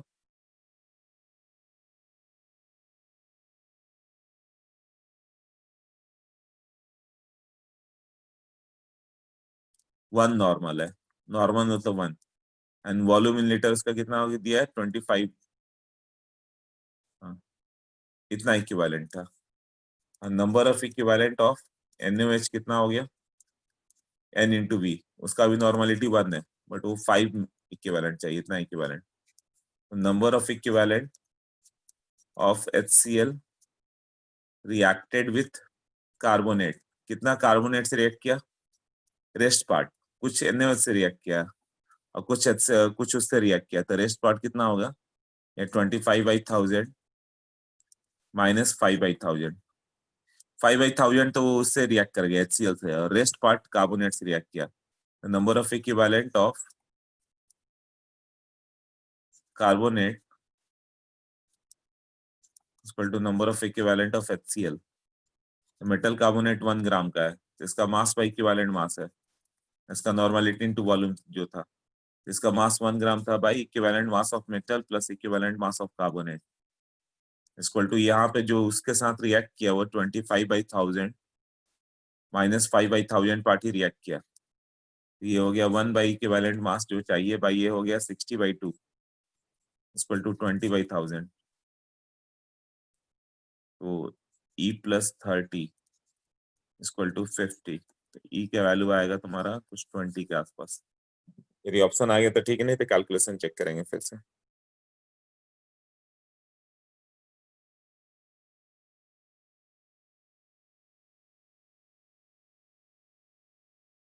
तो equivalent weight of metal carbonate, अच्छा मेटल कार्बोनेट पूछा है ना हम लोगों ने, मेटल का निकाला है, तो मेटल कार्बोनेट के लिए बस ऐड कर दो, तब तो करना भी नहीं था, वहीं पे छोड़ देते हम लोग।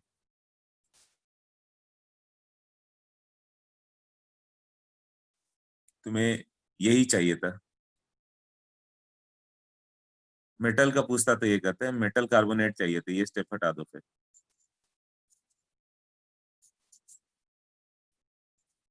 तुम्हें बस यही चाहिए equivalent weight of metal carbonate.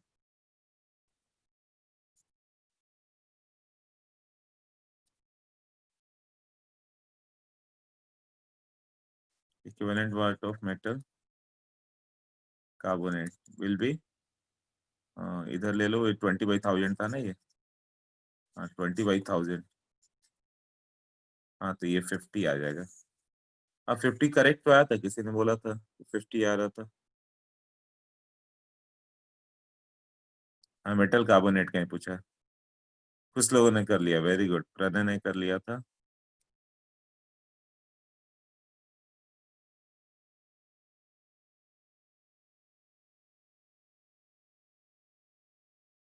Question में n का मतलब हाँ नॉर्मलिटी नहीं, 1 normal, 2n 3n 4n 5n, 2 normal, 3n मतलब 3 नॉर्मल, डेसी नॉर्मल n/10 बताया था ना ऐसे, 2n मतलब 2 इक्विवेलेंट पर लीटर, 3n मतलब 3 इक्विवेलेंट पर लीटर, तो 1n नहीं लिखेगा ना, 1 हटा देते हैं, n मतलब नॉर्मल सॉल्यूशन।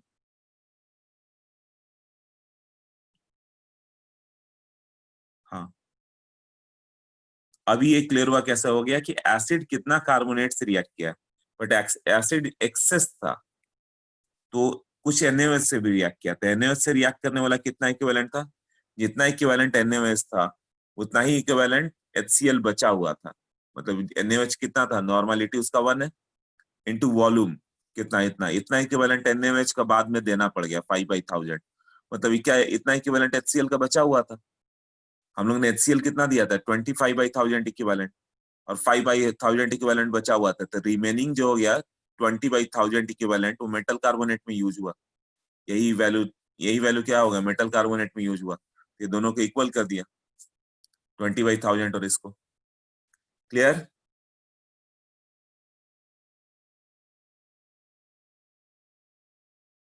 अभी क्लियर? ओके, यस यस, एक और यस और बताते जाओ। Yes, clear clear, yes okay. Normality is equal to m into basicity. Molarity, अच्छा तुम फिर बेसिसिटी पे जाना चाहते हो? हाँ चल जाएगा, उससे भी हो जाएगा। मतलब मोलरिटी पे भी ले जाओगे तो फर्क नहीं पड़ेगा, वो नॉर्मलिटी और मोलरिटी दोनों का एक ही आ गया, HCl का भी वन, NaOH का भी वन। तो फिर इक्विवेलेंट मास पूछना है, तो फिर वापस तुम मॉलिक्यूलर मास निकाल के वापस इक्विवेलेंट मास पे आओगे, तो उल्टा नहीं करना है, नॉर्मलिटी ही लो भार्गव। बाकी सबका यस यस यस है, हाँ ठीक है, तो इसको समझना आ जाएगा। ओके, हाँ next.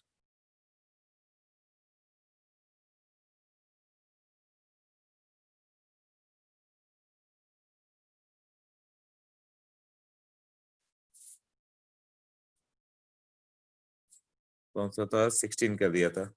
17, one mole of the mixture of CO and CO2 requires 20 gram NaOH solution for complete conversion of all CO into CO2. 1 mole CO और CO2 है, उसमें 20 gram of NaOH solution for the complete conversion of all the CO2 into Na2CO3. How many extra gram of NaOH would it require for conversion into Na2CO3?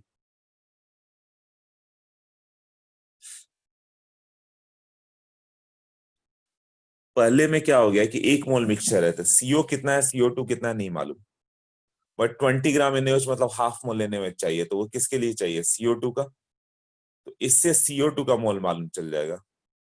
Okay, how many extra gram of NaOH will be required for the conversion to the Na2CO3 if 1 mole of the mixture is completely oxidized to CO2? तब तो ये सब की जरूरत ही नहीं है। मान लो CO 0.3 मोल था और CO2 0.7 था सपोज, तो ऑक्सीडाइज करोगे तो CO भी CO2 बन जाएगा, तो 0.3 मोल CO 0.3 मोल CO2 बन गया।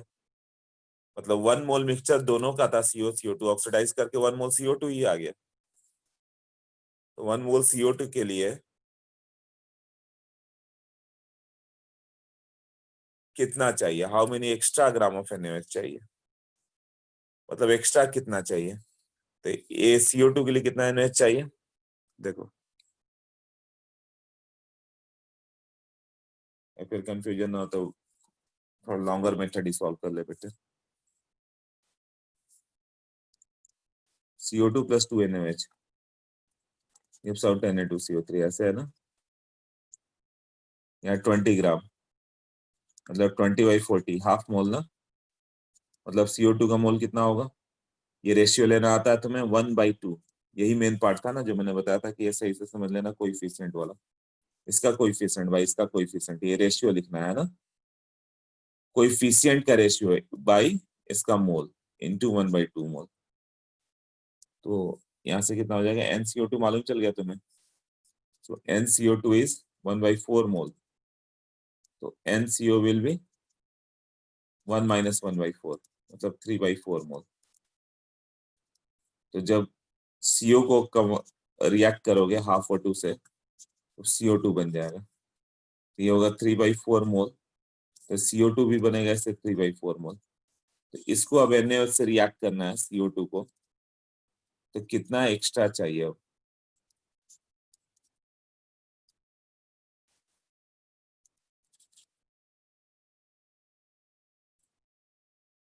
तो CO2 का 3/4 मोल, इससे कितना होगा? 2/1 इंटू 3/4 मोल, तो 2/1 इंटू 3/4 मोल हो गया इंटू 40 ग्राम।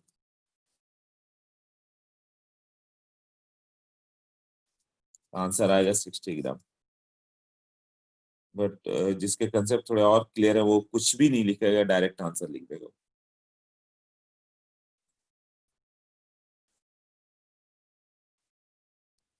दो चार लोग होंगे जिन्होंने सॉल्व भी नहीं किया होगा, डायरेक्ट कर दिया होगा।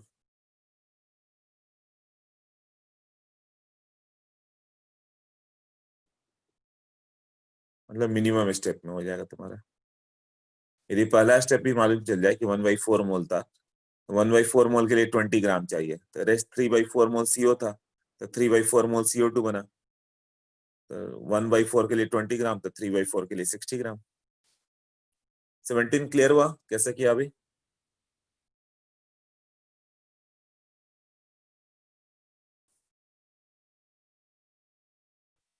Yes yes yes yes. Aryan का बस एक नहीं समझ में आया। Why don't you take 1 mole of CO2? वही है 1 मोल इज CO2, बट वो पूछा कि एक्स्ट्रा और कितना पड़ गया। 1 मोल CO2 लोगे तो एक्स्ट्रा कितना हो गया? 1 मोल CO2 के लिए 80 ग्राम चाहिए बल्लभ। बट क्या होगा कि 80 ग्राम चाहिए तुम्हें, तो उसमें 20 ग्राम पहले से दिया हुआ है, तो और एक्स्ट्रा कितना पड़ गया? 60 ग्राम ही पड़ा ना। हाँ आर्यन बताओ, डाउट कहाँ पे है? किस स्टेप में?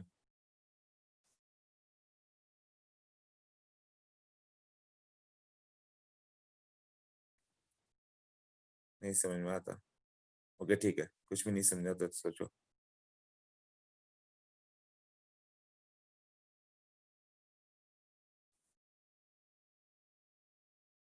1 मोल CO2 के लिए तुमने बोला 2 मोल NaOH। हाँ मतलब 80 ग्राम के लिए 20 ग्राम N।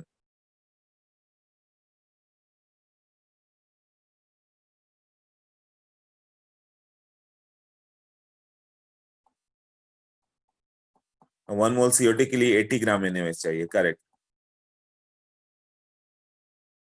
तो उसने 20 ग्राम दिया है, बहुत सही भार्गव। वही है, मैंने बोला कि जब प्रैक्टिस होगा ना तो तुम्हें सोचने के ढंग कई तरह से आने लगेंगे। तुम उसी बुकलेट को 8-10 बार करोगे तो तुरंत हो जाओगे। सही बोला है भार्गव ने। उसने बोला कि 1 मोल CO2 के लिए 2 मोल NaOH, मतलब 80 ग्राम चाहिए 1 मोल CO2 के लिए।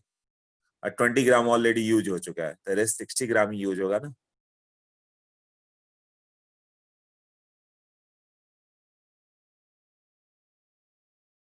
हाँ सो 80 - 20 is 60। तो वही मैंने बोला कि जिसको प्रैक्टिस है वो कई क्वेश्चन बिना ओरली किया होगा, मैंने सब लिख के कर रहा हूँ ना, वो उनके लिए जिनका प्रैक्टिस कम है। जिनको प्रैक्टिस ज्यादा होगा तो कई क्वेश्चन ओरली देखते टिक कर गए होंगे।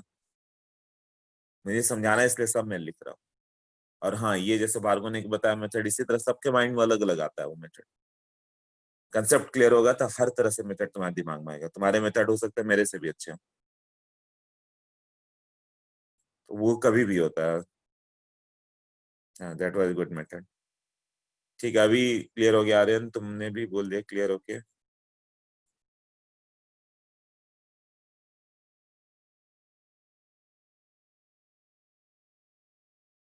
ओके नेक्स्ट 17 के बाद 18 कर लो।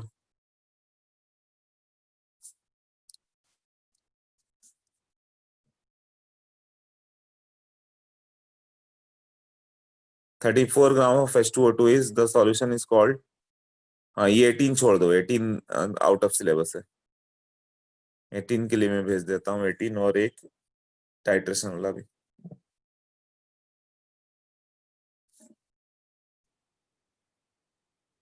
ओके 18 छोड़ देना, वॉल्यूम स्ट्रेंथ बाद में आएगा सॉल्यूशन। 19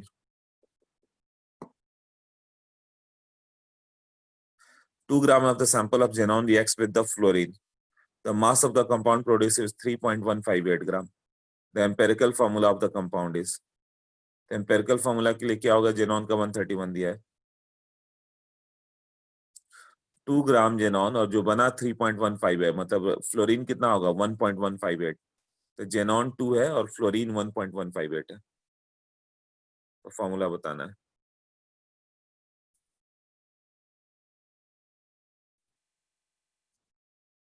जेनॉन 2 ग्राम, तो जो फ्लोरीन हो गया 1.158 ग्राम।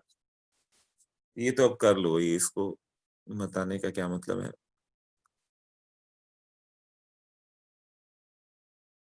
1.158 ही है हाँ।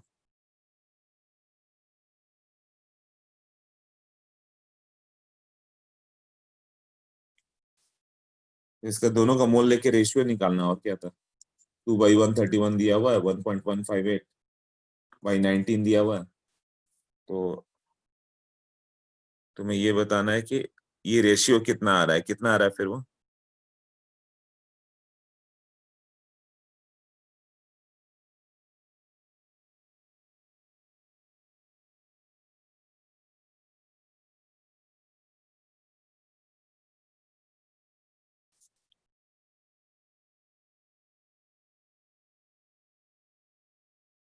19 क्वेश्चन, अच्छा 18 करके 19 कर दिया, ठीक है 19 देख लो तो। हाँ, तो ये कितना हो जाएगा 2/131, कौन सा छोटा वैल्यू है 1.15 बाई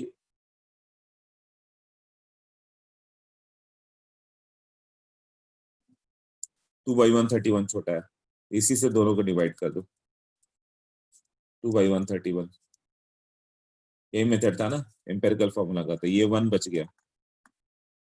और ये कितना बच जाएगा 1.158 बाई 19 इंटू 131/2, अप्रोक्सीमेटली कितना के आसपास देख लो, क्योंकि XC1 है तो फ्लोरीन क्या होगा 2, XCF2, XCF4, XCF6 ऐसे ही आएगा ना, अप्रोक्सीमेट वैल्यू चाहिए।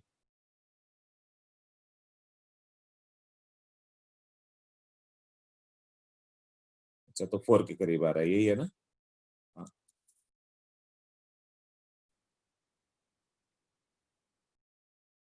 हाँ ओके।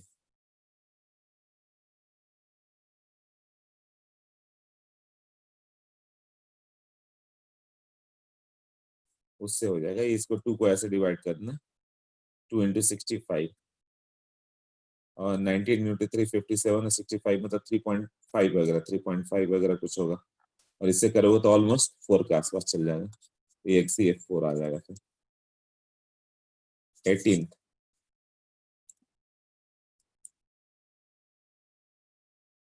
18 का क्या है क्वेश्चन, 34 ग्राम, वो तो बोला है कि छोड़ दो इसीलिए तो 20 करो।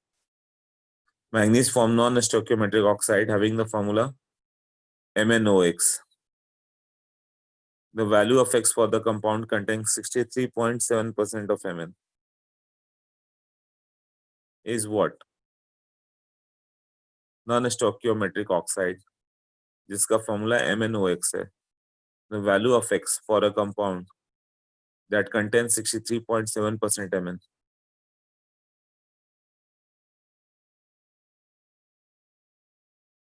The value of X for a compound that contains 63.7% Mn.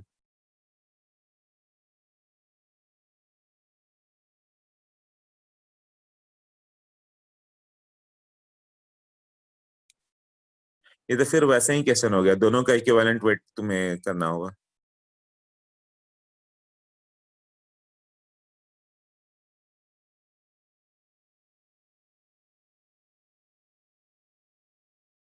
Sixty three point five और ऑक्सीजन का कितना हो जाएगा रिमेनिंग 100 माइनस 63.7, वो बच जाएगा 26.3 हो जाएगा।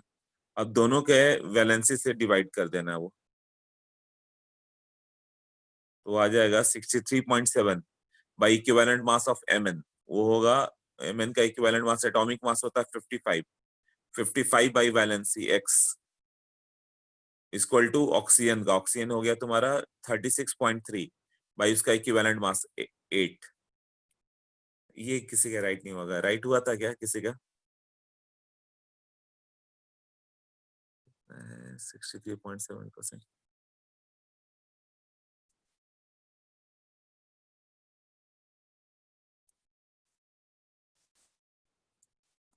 किसने करेक्ट किया ये बताओ, किसका राइट है। भार्गव तुमने कर दिया था।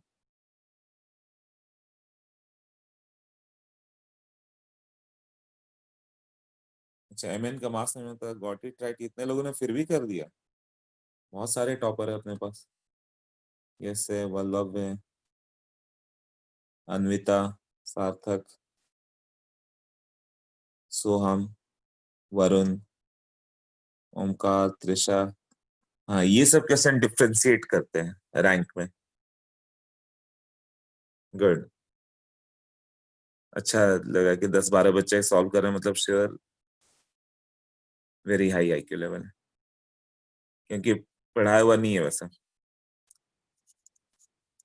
Number of non stoichiometric compound अभी नहीं पढ़ाया, वो बाद के चैप्टर में कभी आएगा।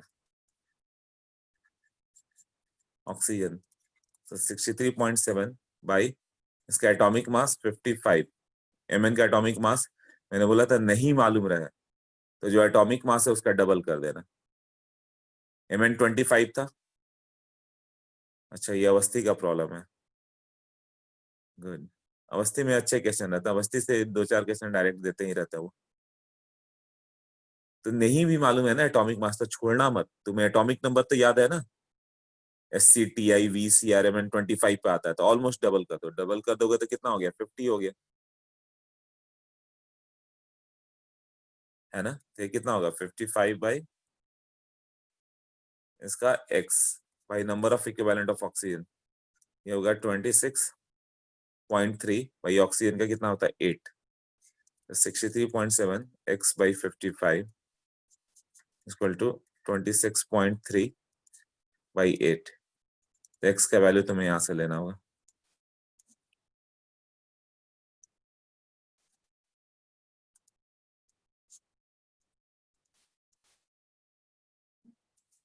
अप्रोक्सीमेटली पहले ऑप्शन देख लिया करो सॉल्व करने से पहले, कौन सा ऑप्शन क्लोज जाएगा। एक आंसर है 2 से थोड़ा ज्यादा, एक 2 से थोड़ा कम, दूसरा थोड़ा और कम, 1.9 1.8, 2 से ज्यादा बहुत क्लोज है, तुम्हें सॉल्व करना पड़ेगा। सब क्लोज वैल्यू है तो सॉल्व करके ले आओ फिर ये।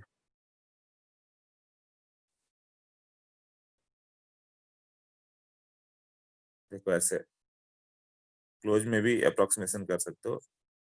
8 इंटू 7 57, 7 इंटू 9, 9 और 27, 1 से थोड़ा सा जो, 9 इंटू 27 3 से थोड़ा छोटा, 2 पॉइंट समथिंग ना, हाँ 2.83 वगैरह कुछ। तो कौन सा है, अच्छा उसका कोई आंसर नहीं मिल रहा है।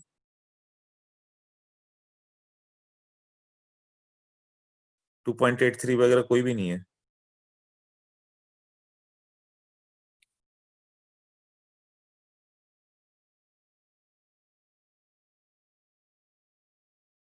कुछ कैलकुलेशन रॉन्ग हुआ क्या, वो चेक कर लो।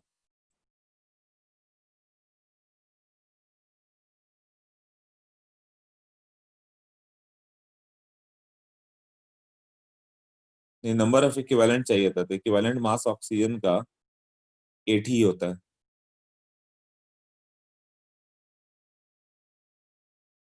7, और ये कितना था नीचे में, 63.7।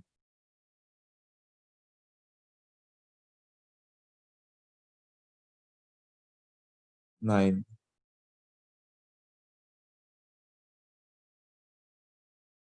ओके, दूसरे तरीके से बराबर आया, ठीक है, कौन सा है वो, 26 नहीं 36.3 होगा। अच्छा, वहां पे कैलकुलेशन मिस्टेक हो गया। हाँ सही बताया तुमने वरुण, 36.3 है, और लिखने में 26.3 होकर सब गड़बड़ हो गया। इसको थोड़ा हम लोग चेंज कर देते हैं, ये 36.3 है, 100 माइनस दे, हाँ 36.3।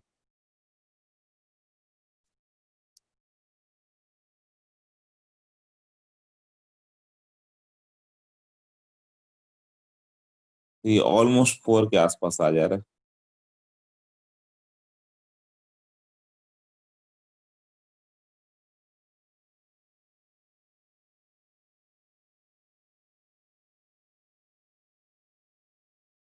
हाँ वो अब आंसर क्या पूछा, ये तो एक्स आया ना, हम लोग तो ये ध्यान ही नहीं दे रहे, पूछा क्या है answer, the value of x.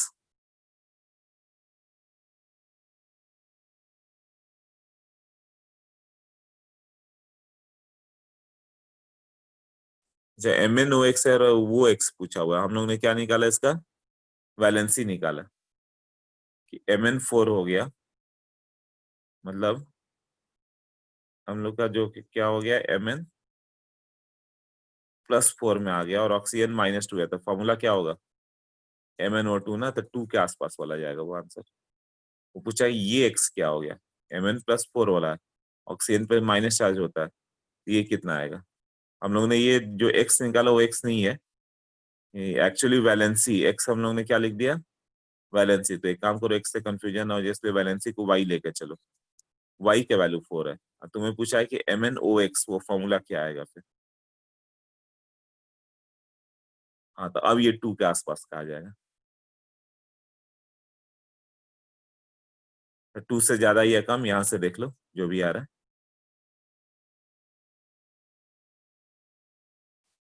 Unitary method, okay RN 63.7 gram 100 gram compound में, तो 55 ग्राम कितने में है, ठीक है।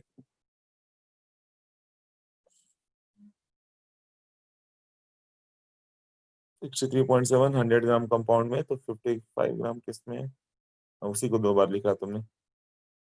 हाँ 55 ग्राम किस में होगा, तो उस यूज आरएम में आएगा, और उसमें अगर 55 सब्ट्रैक्ट किया तो ऑक्सीजन का भी वेट, फिर उसको डिवाइड बाई 16। हाँ ये भी सही मेथड है, सही कर रहे हो आर्यन। एक क्वेश्चन सॉल्व करने के इतने सारे मेथड ही होते हैं कि तुम्हें जो मेथड क्लिक किया उस पर चलते जाओ, मिल जाता। इसने भी सही किया आर्यन ने कि 63.7 ग्राम 100 ग्राम कंपाउंड में, तो 55 ग्राम एमएन का एक ले लो, एक ही लेना है ना, तो उसके लिए कितना ऑक्सीजन चाहिए, फिर ऑक्सीजन आ गया तो उसको 16 से डिवाइड कर दो तो रेशियो आ गया। Very good, brilliant method. Clear हो गया सबको? तो कल एक काम करो, एक बार फिर से एडवांस और इंटीजर सॉल्व कर लो, कल उसको डिस्कस कर लेंगे। ओके, फिर दूसरा लेक्चर मुझे स्टार्ट करना है। तो एडवांस, इसका इंटीजर 5 बचे हुए हैं ना, इंटीजर नहीं मतलब सब्जेक्टिव टाइप वाले।